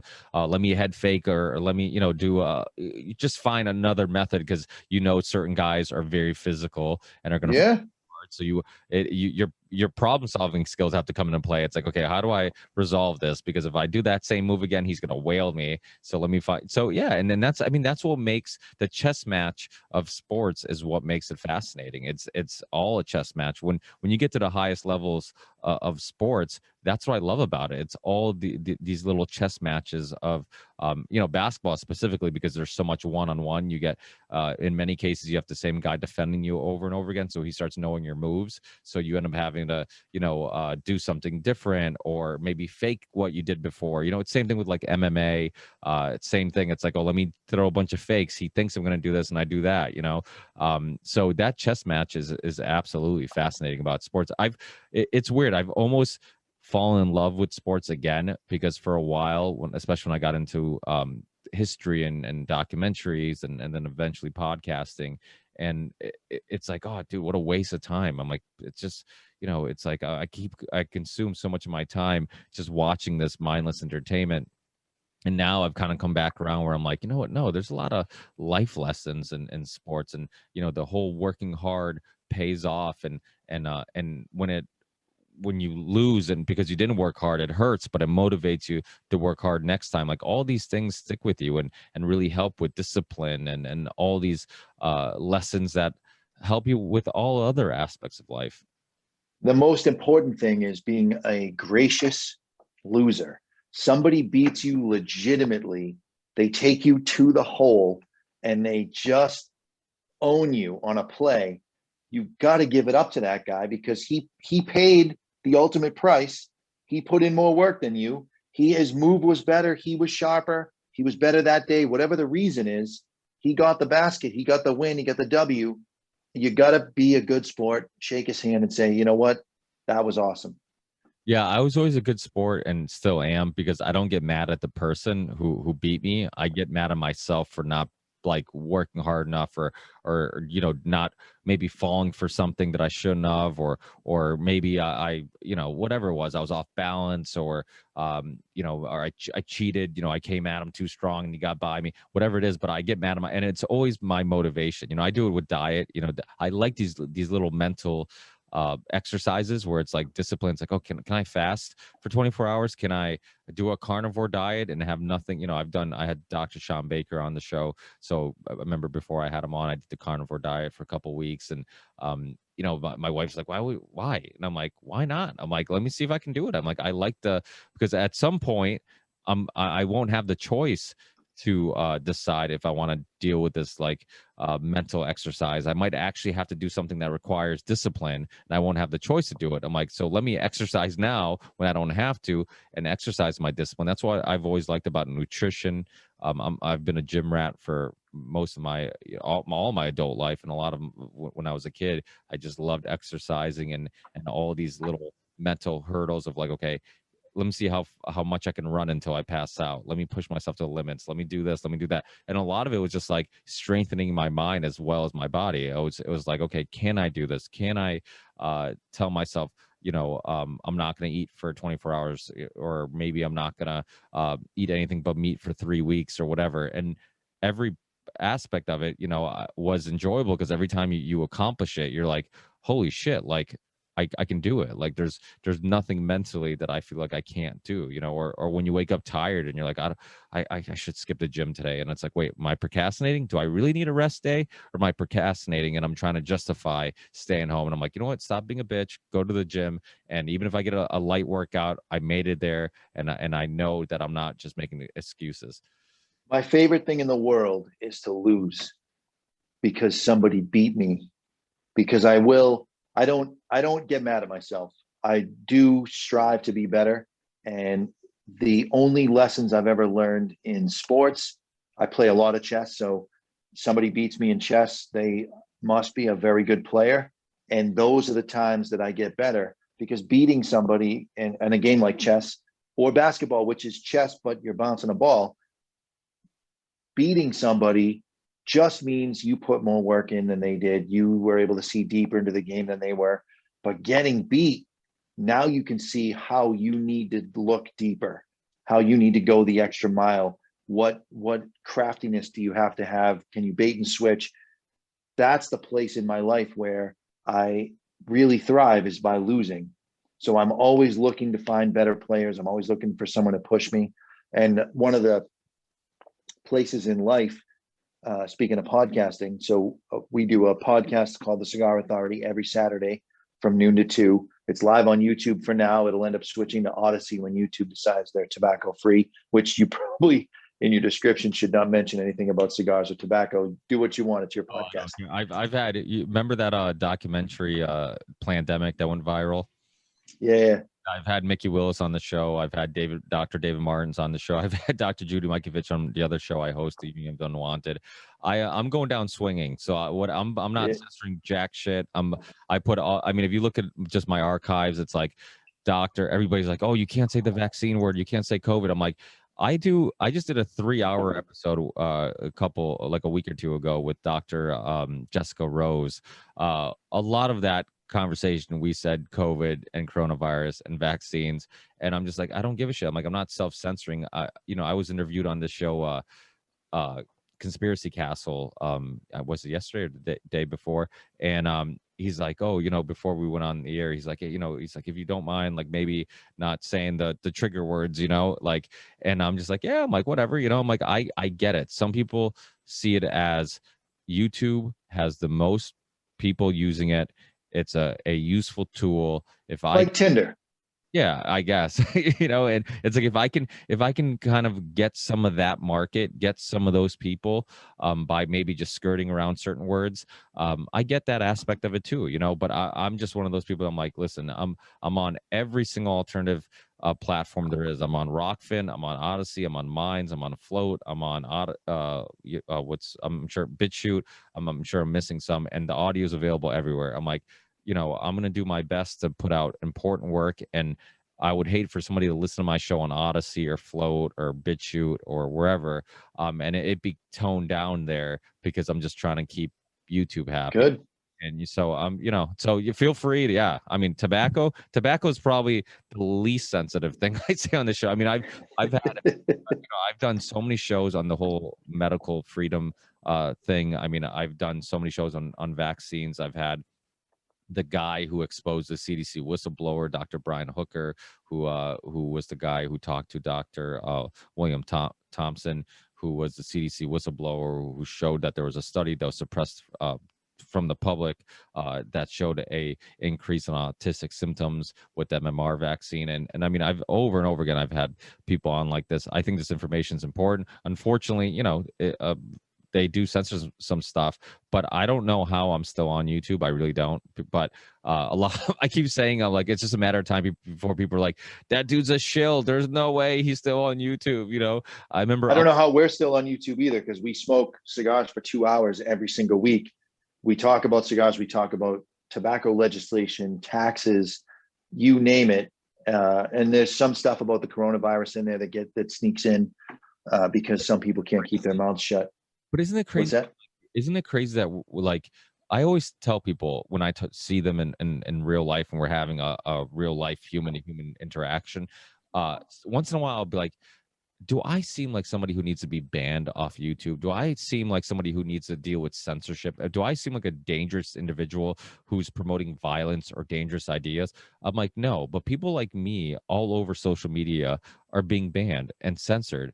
And like it boggles my freaking mind. Like nobody listening to this conversation will say, like, I can look at it and say, these are dangerous individuals who need to be censored. And yet YouTube in many cases are censoring many people like us all the freaking time. Cigarette smokers in Wuhan, China, early on in the pandemic, study was done.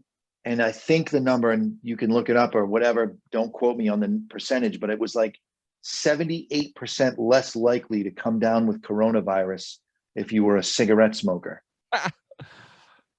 Because tobacco is the cure for most of the viruses that have been pandemic-like. I believe H1N1, the cure for that was derived out of the tobacco plant.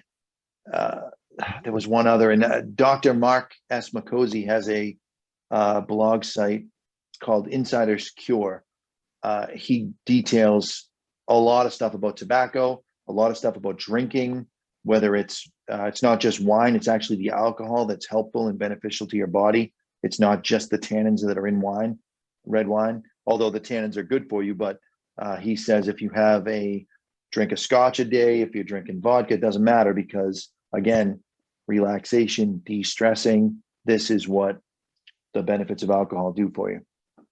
Yeah, without a doubt. That's so interesting. I'm gonna have to check out that blog and get some more information. Maybe even have them I'm on. published on it, just so you know. Nice. Well, if you know them, yeah, maybe if you have some contact information, I'd love to have them on. Yeah.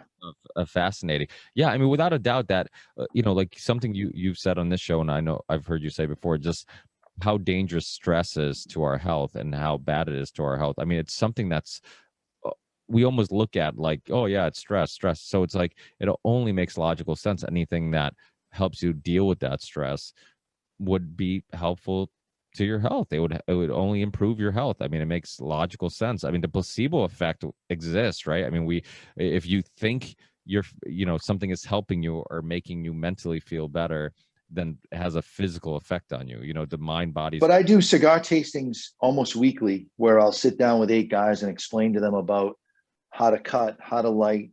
And every single week, 20 minutes into the seminar, it's an hour and a half long, everybody's slouching in their chair. And at the 20-minute mark, that's when I say, all right, we're going to talk about monograph number 9 now.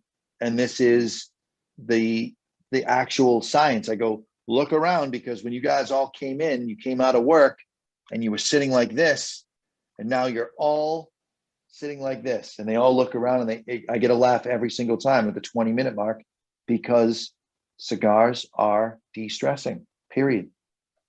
So for people listening who want to get more information on because you do a podcast, you work at a smoke shop, you DJ, can you let people know a little bit about all those things?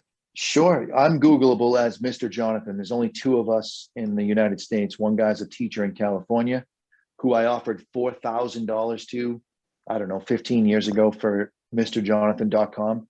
He turned me down, so I became a kind of a whiz at SEO, and I beat him in most Google searches. If you just Google Mr. Jonathan, MR.JONATHAN.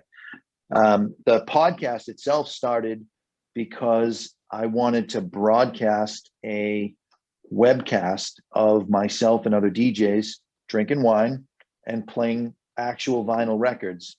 So every Wednesday, I would have a different guest DJ on, and we would play just vinyl and just crush old school favorites. And the very first one I did, the owner of Two Guys Smoke Shop, David Garofalo, watched it because he was in my AOL contact list. I didn't have the website yet up and running and my email and all that. And that was in the works. So he watches the first one that I put on Ustream, violating every term of service known to man when it comes to licensing, but did it anyways. I didn't care if they took it down. I went rogue.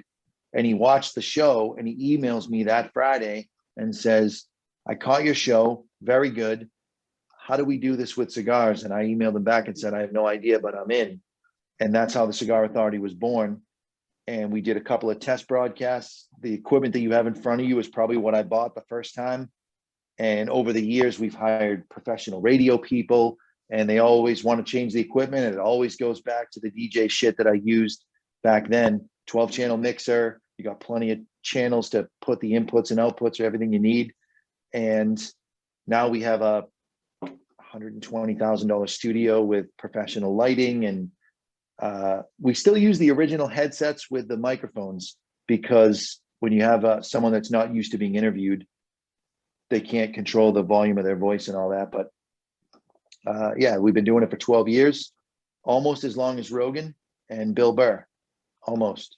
That's wild. Yeah, that is a long time, because I started in 2013. So, you've been doing it longer than I have.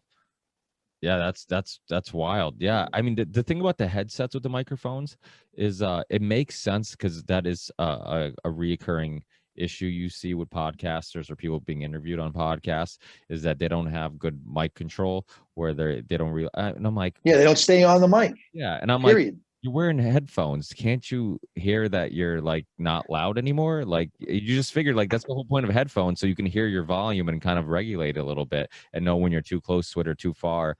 But yeah, the headset thing. A few times I've had people on the show that wear one, and I'm like, it's perfect because they can move around, they can do whatever, and the volume always stays exactly the same. I mean, I put it in Pro Tools, and then if there's any issues, then I try to compress it or fix the volumes a little bit to try to make them sound a little better. But you see it, yeah, that's or with Zoom sometimes if we do a lot of people on a Zoom call, like one person will come in super hot, another person will be super quiet, and I'm just like, fuck, and then you end up having. Have you tried Auphonic? No, I don't even know what that is. Research that. AUPHONIC, Auphonic. It will do everything for you, and it'll take it to the minus 16 or 14 LUFS that you got to have for a podcast automatically. You just make the settings do what you want, and it does everything. You drop the waveform in, and you're done. So it'll compress it. It'll do whatever. You name it. High spots, low spots. It brings the highs down, the lows up, and brings everything to a balanced. I think it's minus 16 LUFS for podcasts. So that's what we have our set for, and it does it. It does it all in. We do a 2-hour podcast, so it might take 9 minutes to process the whole thing. There's no individual going in like you have to do with Pro Tools or. Yeah. I use what's the Mac one? GarageBand's really popular too. No, I use the DJ one. God damn it. My mind's mush. Too many glasses of wine. But yeah, that's I think James Corbett, he uses a program that's similar to that. He would talk about, remember he mentioned it once. I don't remember if it was my show or another show, that he just puts the audio in this program, and then the software just basically puts everything level, so you don't have to individually go in there. Or Pro Tools, I have different tracks on there, so it can be a little harder to do it, or a little more time consuming. And the thing about Pro Tools also is that you have to bounce everything out. So it's like, if I do a 2-hour, 3-hour podcast, I have to wait 2 or 3 hours for it to bounce, so it becomes a little more difficult. Some people will just use the audio from the Zoom call, because they'll give you a copy of the video and the audio. And the audio's halfway decent quality, but when I'm getting this mic directly in the Pro Tools, it's gonna be better quality than just using the Skype audio. But at the end of the day, it's like sometimes I feel like we can drive ourselves crazy about the audio quality, and people will record shit on their phones and get a billion downloads, and it's like, what am I doing? Overthinking this shit. Which So get this. We stream directly through Restream, directly to YouTube and directly to Facebook. That audio never gets touched. So again, headsets with built-in microphones. Once the audio is balanced on the board, that's the audio that you're going to get. And then it gets corrected for the podcast, which will get between 1,300 and 2,000 views on YouTube, maybe 5,000 on Facebook, but most of that's bullshit because it goes through the Facebook feed and it inflates your number. On the podcast downloads, it's between 30 and 50,000 per episode. So that audio is important, and that's why we use Auphonic, and it cleans everything up and it becomes perfect. got some serious download numbers. Yeah, it's I'm the same way. My video, most of my shows are long form conversations. They're all just about long form conversations. Minimum, I think, I don't know. I think the shortest show I've done was probably Kevin Sorbo, which was like 30 or 40 minutes. Freeway Rick Ross, when he was on, I think was like him. So it was like, actually, I can count on my hand. I've done this is like I'm in my 300th and something episode, and I think I've done 3 less than an hour. It was like Kevin's, and of course they're like some of the bigger guests. So it's like Kevin Sorbo, Jesse Ventura, and Freeway Rick Ross. And so those were the Jesse the Body Ventura? Yeah, yep. No shit. Yeah, he was on. It was funny because it was just coincidental that I booked his son the episode before Jesse. So I literally had Tyrell Ventura on, and then right after I had Jesse Ventura on. So it was pretty cool to have him back to back. But the biggest name I ever interviewed was probably Armand Asante, who had a cigar line. And then the cat that was the producer for Entourage, and I'm drawing a blank on his name. Doesn't matter. He was probably number 2. And then Nikolai Volkov, the professional wrestler, was number 3 as far as big name people that people would recognize. Yeah, I've been trying. It's funny. I've been trying. Rob Weiss, that's the guy's name. Sorry. Yeah, Rob Weiss. Yeah, I've been trying to get a professional wrestler on. I've been trying to get Glenn Jacobs, Kane on, because he's a big libertarian, and we have a mutual friend, not Graham Hancock, Ernest Hancock. Even though I am a fan of Graham Hancock also, but Ernest Hancock, who is a big libertarian, has his own he has a show on the Libertarian Radio and all that stuff, and he's had Glenn on his show. So I'm like, Ernest, you gotta hook me up. How do I get Glenn on my show? And my kids are big WWE fans, so I'm like, they would freaking it would blow their mind if I had him on. But he's also, I don't like having anybody on just because they're famous. Like, I could care less if you're famous. I want to have interesting people on. Sometimes those interesting people are famous, sometimes they're not.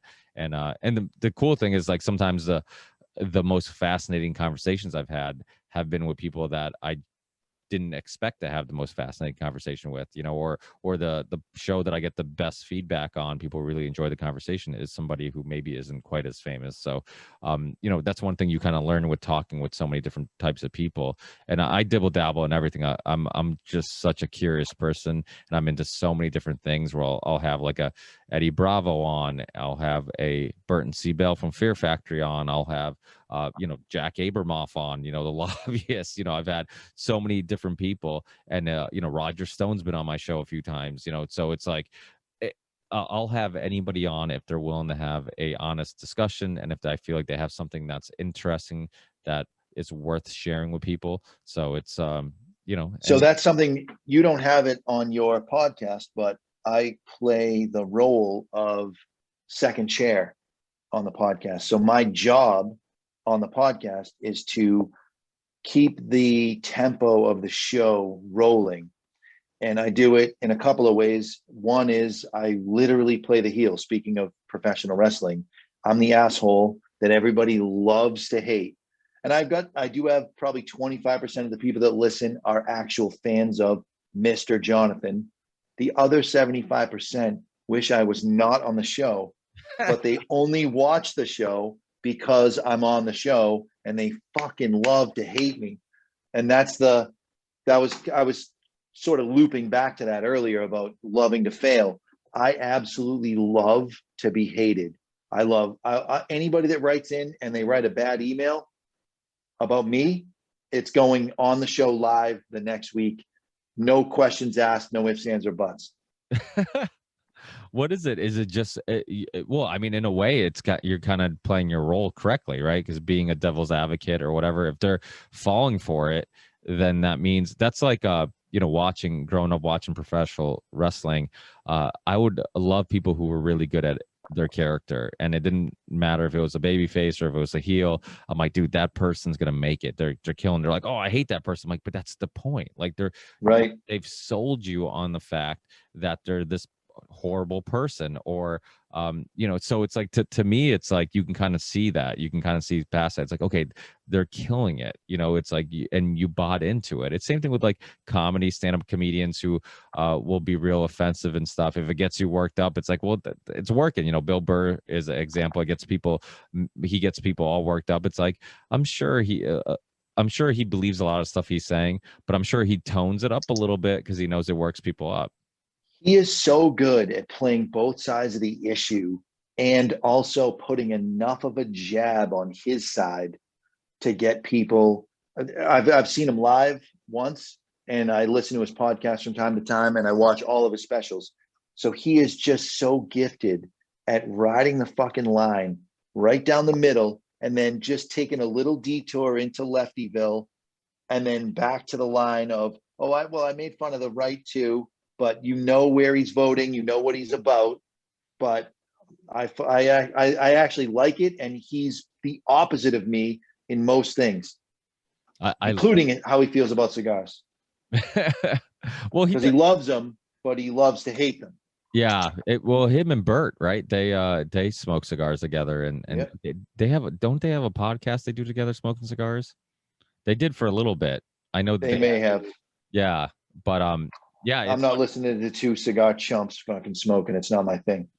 Well, it is funny how many of these big podcasts. I remember like Rogan was talking about cigars, and you're like, this dude has no idea what he's talking about, or he was talking about whiskey, and I'm like, it's okay. I'm like, you know what? Like, you can get so caught up in that snobbish like outlook on these things, where just like you get so infatuated with all the information, which is good. I mean, I think when you like something, you want to learn more about it, and you want to become an expert in it, or just learn all the ins and outs about it. But I think we can get so caught up in that, where it's just like, okay, there's nothing wrong with just enjoying it either, because that's the reason why we like it, is because listen, Gucci makes the most expensive handbags. They are not the best handbags. They're not the most durable. You can't drag a Gucci bag across the ground and have it stand up to it. So it has a big name, but it is not all that durable. Cigars are exactly the same way. There's a lot of big name brands that spent a lot of money on advertising. Romeo and Juliet Reserve Real has 8 facings and $1 million ad budget in Cigar Aficionado. One SKU. And it's owned by a company that has 300 SKUs. They spend $1 million on one SKU. Is Reserve Real the best mild cigar on the planet? Absolutely not. It's not. In your opinion, what is? La Giana Havana should be a $12 cigar, and it is $8 or $9. It's made in the Davidoff-owned Camacho factory. It's $1 less than Camacho, and it's the same blend. Easily could be a $12 cigar. It's $8 or $9. That is dollar for dollar the best mild cigar on the market.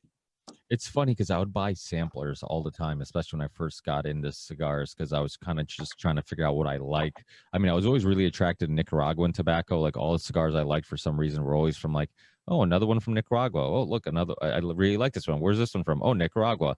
But one thing you'd learn when I would buy these samples is that I would try not to know how expensive they are or too much about them. I would just want to try the cigars and then see what I liked. And then I would look into them afterwards, like, okay, so what's this cigar that I really like? Let me look into it. And it's like, oh, this isn't that expensive at all. And the one that was more expensive, I didn't like. And I'm like, oh, okay, so this is the same shit like wine and all these other things where just like, just because it's more expensive doesn't mean it's better. I mean, you have, again, correct me if I'm wrong, but with cigars, it does seem like whiskey, cigars, wines, one thing you do see is that you have the really cheap shit, you have the really high end stuff, and then you have all the gems in the middle, right? The stuff that's like, So I wouldn't smoke anything that's less than $5 myself. When you go from a $5 cigar to a $10 cigar, by and large, you have a cigar that is twice as good. When you go from 10 to 20, you are half again as good. When you go from 20 to 40, you are 25% better. 25% better is imperceptible unless you are either smoking the two cigars at the same time or have an expert palate. So, I mean, I write reviews for Cigar Journal magazine, an international publication. I am considered by the cigar community to be an expert. I wouldn't walk around saying I am. For the sake of argument, there's very few people that I have conversations with that I would say, all right, this guy knows more about cigars than I do. Even manufacturers that come into the shop and they're doing a manufacturer event, they say shit and I'm like, you fucking made that up. That's not a thing. It's actually not a thing. You know, I've been to Cuba, I've been to Nicaragua, I've been to the Dominican Republic, I've been to Mexico. I've seen the facilities. I know who's the real deal. Nick Perdomo, for example, that dude is as legit as humanly possible. His $8 to $12 cigars from Nicaragua are the best that money can buy out of that country, period. End of sentence. There's cigars that come out of Nicaragua that are more expensive, that are not as good right now. They were good, and they're living off their reputation from back in the day. But when you talk about a company that's firing on all cylinders, Nick Perdomo is killing it. He's vertically integrated. He makes his own boxes. He presses his own hinges. The only two things he doesn't make himself are the filetta, which is the artwork on the inside of the box, and the bands. And both are printed in Holland because they have the best gold foil inlays as far as the technology goes for that. He makes everything, grows the tobacco, rolls it, ferments it, bourbon barrel ages his wrappers. I mean, soup to nuts, that dude is firing on all cylinders. yeah, the whole, even just rolling it is such an art form. I mean, when you watch these people roll it, it's amazing. I mean, that was one of the issues with a lot of the Cuban families, the tobacco families that left Cuba during the revolution, is that they would go to these other countries and they didn't have the history of rolling, and they found it hard to find people who knew how to roll the same way, right? Is that true? Am I making that shit up? So you're actually not making it up. You're just pulling off of Cigar Aficionado's line of bullshit. So Cuba makes the worst cigars in the history of cigars. They have not had an agricultural advancement since 1952, 10 years before the embargo hit. They were always about 10 years behind us from an agricultural standpoint. So the embargo hits in 62. Cuba freezes their agricultural standpoint from 1952 all the way up till now. Not one thing has changed. When you talk about tobacco, every manufacturer in Nicaragua, Honduras, Costa Rica, and Dominican Republic, the four major countries, when the plant develops a flower, they pick the flower bud off unless they are specifically looking to regrow that crop. They'll let a few plants go to seed and they'll get enough seeds to be able to grow another crop. They pick the flower off because they want to shock the plant and make the leaves get bigger. Cuba leaves the flower on because they're trying to grow wrapper, even though they buy wrapper out of Nicaragua by and large, but they're trying to grow wrapper, and the farmers in Cuba get paid $22 a month. And at the end of the month, to get their paycheck, they have to have so many pounds of tobacco at the end of the field. It does not matter to a Cuban farmer if the flower's on the plant, how big the leaves grow, whether there's stems in it. it doesn't matter. At the end of the growing season, they have to get their poundage to the end of the driveway so they can get their check. That's it. They do not give a fuck. When I went to Cuba in 2015, I could have bought any front mark of Cuban cigars, any that I wanted, for $3 per cigar. I left with only what they gave me at the Habanos Festival, and I was an invited guest. If they hear this and I ever go there again, I'll be kidnapped and put in a Cuban prison. But I could have had anything I wanted for $3 a cigar. There wasn't a single cigar worth $3 on the whole island, except what I brought with me. Wow. So have they always been that bad? What happened in the early days of cigars in the United States, the soil in Cuba was not over farmed, and they were leaders in agriculture at the time for tobacco. As the other countries developed and pulled off of the United States, in Honduras right now and in Nicaragua, both Nick Perdomo and the Aroas fly drones over their fields and infrared scan the fields so they know what 10 by 10 section needs more nitrogen or iron. And they go in Nicaragua, they use sprayers, and in Honduras, the Aroas partnered with Bear Systems. So they punch the data into a computer, and it drip irrigation feeds the fields by the 10 by 10 squares. Wow. And makes every square the same pH, the same nitrogen, the same iron. It does everything. So they get a perfect crop every year. In Cuba, they still have the flowers growing on the plants. They haven't fertilized. They've done nothing. They're over seeding, over cultivating. It's terrible. That's so interesting. The thing that makes Cuba so entertaining to the American palate is the Coors beer syndrome, number one, which is you can't have it. So you're going to drive 6 hours and fill your car up with Coors beer and bring it back. You right now can just go to the corner store and get Coors beer. You're not going to.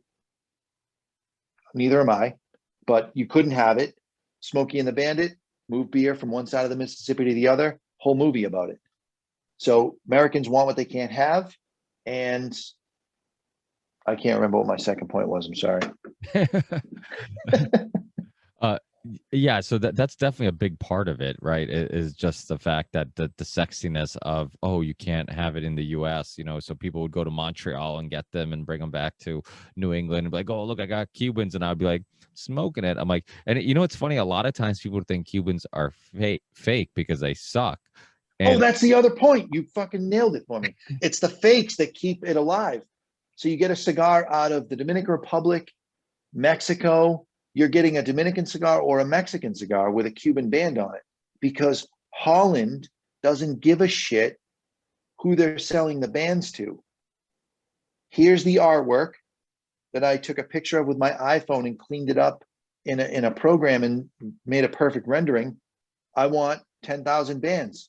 Okay, no problem. So the guy on the beach in Dominican Republic selling you a glass-topped, which doesn't exist in Cuba, box of cigars with a perfect reproduction of last year's band, it's fake.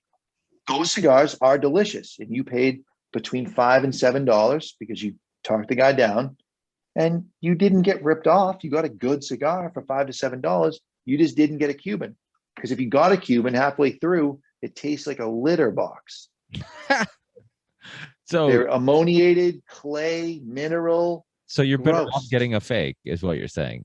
You're better off getting a fake. And most people that believe that they got real Cubans, they ordered online from a Cuban website. They got a Dominican cigar. Huh. That's interesting. I'm going to have to go to, where's your shop located in New Hampshire for people listening? Salem, New Hampshire. Salem, Nashua, and Seabrook, all exit 1 off the major highways going into New Hampshire. And which one are you at? I'm in the Salem location. Nice. Yeah, come on up.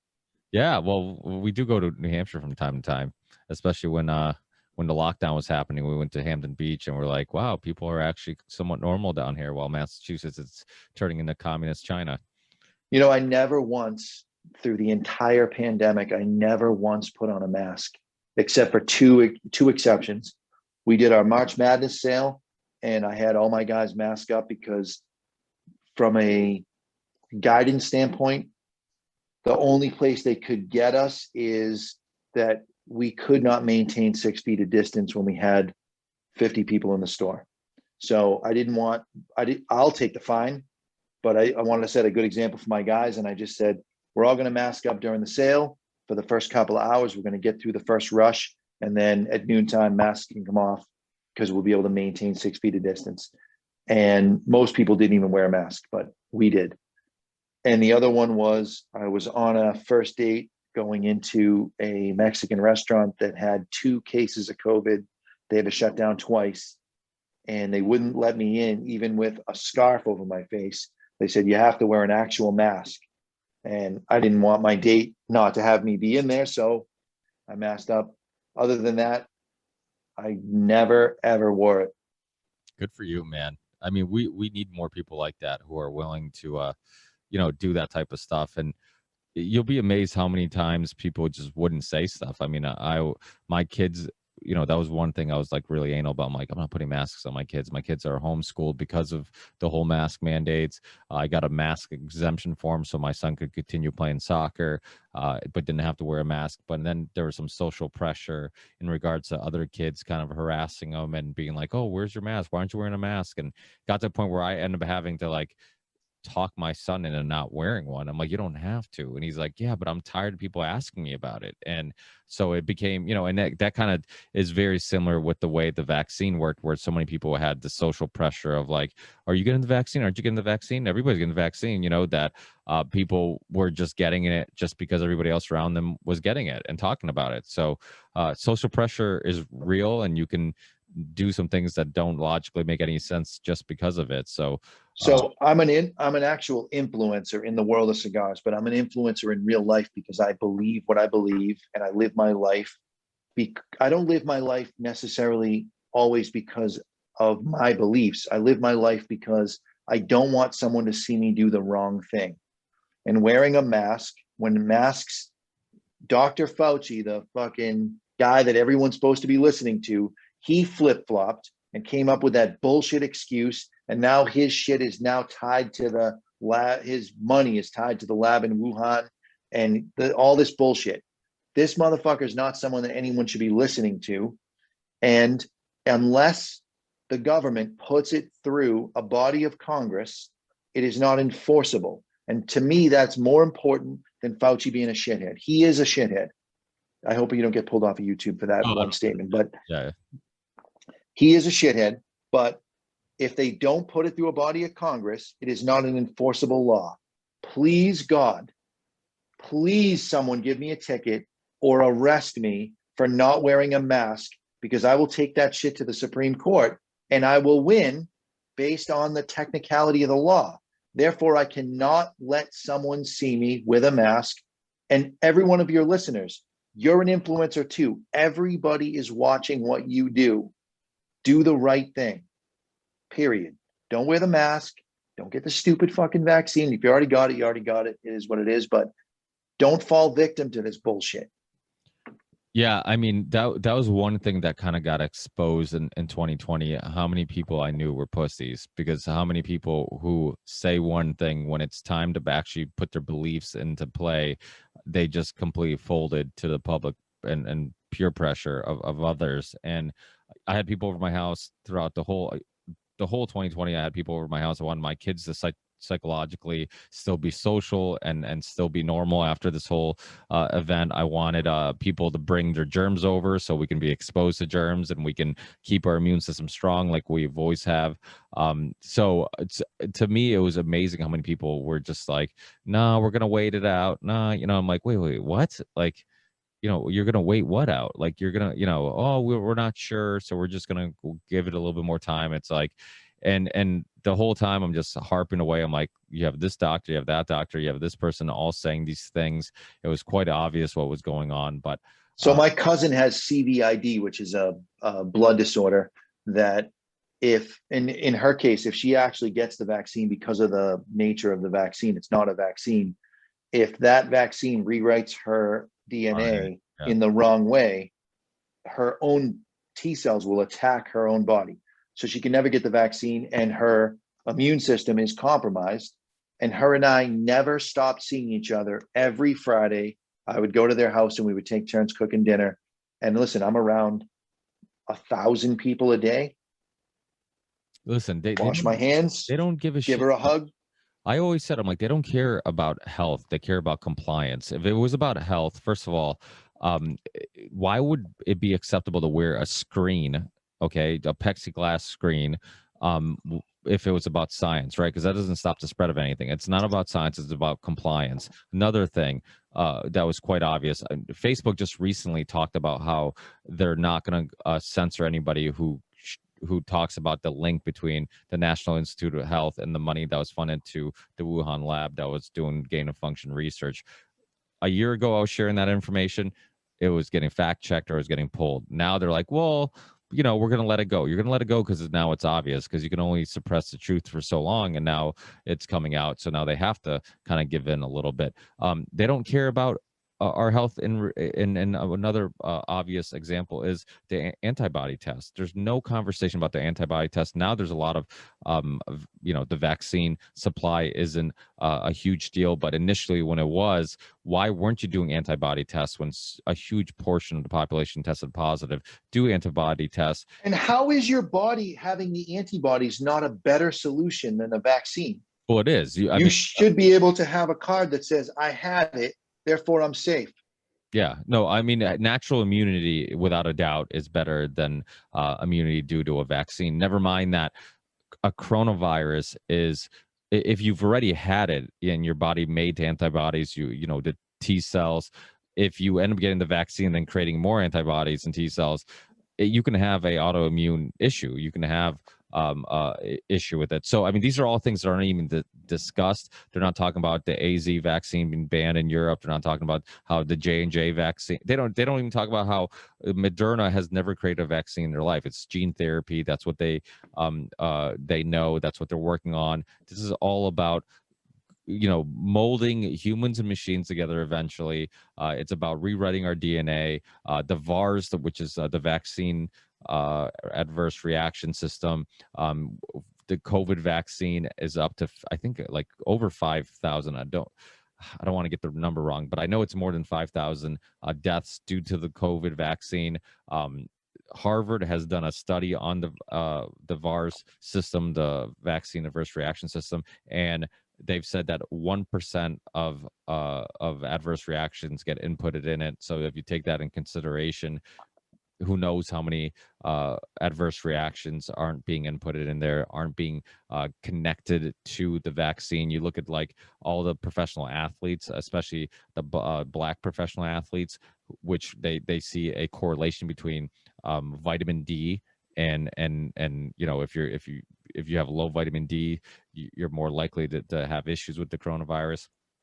So it kind of makes sense when you look at some of these people who've gotten the shot and died after or whatnot. So that guy Marvelous Marvin, whatever, the boxer, I'm having a brain fart now. Marvelous Marvin Hagler. Yeah, Hagler. He had a post on Instagram saying that he had an adverse reaction to the vaccine, and it was a close friend of his who was also a boxer who posted it, said pray for him, he'll be fine, but he just letting the public know that he had an adverse reaction. He died soon after.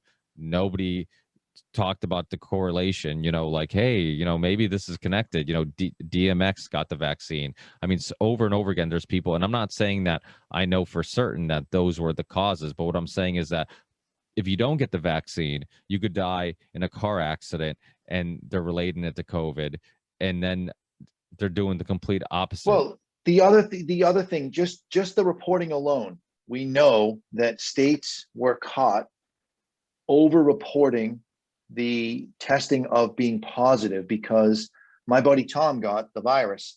He was tested 4 times, tested positive. The 5th time he tested negative.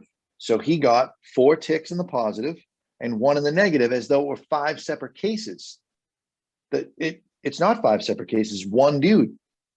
I've had Dr. Scott Jensen on. He was one of the most outspoken people. He's a Minnesota senator, but also a family physician, and he was talking about how the new CDC guidelines basically gave people the green light to just call everything a COVID death. And he's like, death certificates, which he was writing for 35 to 40 years. He's like, they always had to be specific because it affected state statistics, state funding, all these things. He's like, all of a sudden they're basically saying, like, if you die with or by the virus, it's the same thing. And I read the guidance on that. I actually read it word for word. And you want to talk about scary. At the very bottom of the document, they said something to the effect of, if you have a conscientious objection to writing that this person died from COVID because they died with COVID, you can put that as the secondary cause. That the guy had a heart attack, so he died of COVID, but he had a heart attack, and that's the other thing. The guidance said that the second line would be the actual cause of death, essentially. Yeah, I mean, Dr. Burke said it during one of the press conferences. I remember sharing it. I'm like, this isn't conspiracy theory. I'm like, she said during a press conference, somebody asked her, and she said, yes, if people die with the virus or by the virus, they're counting it as the same thing. Those were her exact words. I mean, there's been plenty of evidence of inflaming the numbers, misreporting the numbers. There's plenty of incentive to do so. Dr. Scott Jensen, who's been on my show, he was he went back and he audited some of the COVID deaths, found out that there were car accidents, there was tons of suspicious things that shouldn't have been called COVID deaths. So if that happened just slightly everywhere, then the numbers change drastically. So I mean, it just, to me, it's almost to the point where, like, it was so political, and people got so caught, and it happens every election year where people get so caught up in the political propaganda, and then the two-party system, that it wasn't about science or statistics or any of that nonsense. And Dr. Fauci, I mean, I had what's his name, Dr. Joel Hirschhorn, who he's a professor. He's been in the medical world forever. He wrote a book called Pandemic Blunder about all these doctors, and he documents. He really focuses on Dr. Fauci and his history, and he's the highest paid government official. His National Institute of Health and the organizations he works with have so much influence on doctors and researchers all over the world because they give so much money out that nobody wants to speak out against him. He talked about the suppression of hydroxychloroquine and zinc and vitamin C and vitamin D, and all these doctors that are having success with ivermectin and all these other alternative treatments, and all those things were being suppressed. And doctors that were having 100% success rate, but they're being suppressed because you can't fast track the vaccine if there is a treatment, if there's a standard treatment, a standard some type of method of treating COVID, then basically they couldn't justify giving out a emergency use authorization for a vaccine because you're putting people at risk if there was other treatment. So that's why the Lancet study that came out, that was complete bullshit, and they end up retracting, like, that they needed that to basically scare the shit out of everybody and say, no, there is no other treatment. There's nothing. We have nothing, and we have a disease that's killing people, and we have no way of handling it, no treatment. So here's our justification to fast track the vaccine. And people absolutely died because of these political motivations. I mean, people die. They for sure did. So I have a group of Kenyans that hang out in the shop, and just so everyone knows, I'm not being racist. I've been inducted into the Kenyan Hall of Fame by these guys. They all, because they travel to and from Kenya, they all have hydrochloroquine because that's a malaria drug. Yep. And the group was infested with COVID positive people because they all kind of hang together. And they hunkered down for the 10 days they had to. They all took their hydrochloroquine. It cleared up in the 10 days. They all tested negative. They all have the antibodies, and nobody was hospitalized. Nobody had so much as the symptoms of a mild head cold. Not one person in 17 people. And they all have said to me, if I test positive, they'll give me some hydrochloroquine. And I'm like, I'll take it, because it's a cheap generic drug that's been around forever and used forever. Is there some examples of some people who've had adverse reactions to it? Of course, because what prescription drug? I mean, peanut butter. There's people who have adverse reactions to it. So what drug isn't there? People who have adverse reactions to it. It was Right. obvious what they were doing. I mean, this guy, he was a Pfizer, a real high-ranked Pfizer guy, Dr. Michael Yadon, who's very outspoken, talked about how the majority of people already have some type of coronavirus immunity because it causes so many of the common colds. Oh, I forgot to say this. So I have a buddy that is intimately involved in the testing process, and I forget the name of the style of test they use for coronavirus. But he said The PCR test. exactly The they guy who can created expand this and contract that at will they did. because we all have. You want to find aluminum foil in someone's blood? You just expand that test out and you can find exactly what you're looking for. And he told me just the other day, I didn't even realize that all they had to do was just open this test up to a wide enough spectrum and they can find exactly what they're looking for. That's another example of something that people that were conspiracy theorists have been saying for a year. When they start using the PCR test and calling it the gold standard, the PCR test isn't a test. The guy who created it, Kerry Mullins, said himself, it's not designed to look for viruses. You can amplify something to such an extent. You can run so many cycles that you can find insignificant amount of a virus or even a dead virus that's not having any effect on your system anymore. And you can call somebody sick who isn't sick. You don't have any symptoms, and it's because they were the method of testing. I mean, the PCR test. And Dr. Fauci eventually, of course, only after the election, started openly talking about this and saying, yeah, we can get false positive if we run more than 35 cycles. Then they toned it down. So they had complete control of how many positive tests results they wanted or how many they didn't want, and they just could tone it down and then give all the credit to the vaccine, and all they were doing was minimizing the amount of cycles. And then Kerry Mullins, who's a really intelligent guy who passed away mysteriously in 2019, at the end of 2019, he openly hated Dr. Fauci and would openly talk about it, and talked about how he didn't know shit about science. He was a PR guy. All he does is interviews. He doesn't, he's not in the front lines. He's not actually dealing with the research, which is absolutely true. This guy, all he does is go around doing interviews. He doesn't know. I mean, and he lies. I mean, the hardest interview he got was that Mexican actor Eugenio, who now that interview is almost impossible to find. But he kind of got surprised that this Mexican actor would give him hard questions, and got stunned. And then you saw him just kind of giving you this word salad of nonsense. He's a typical politician that gives you plenty of words with no meaning and never answering the question. He just kind of dances around stuff.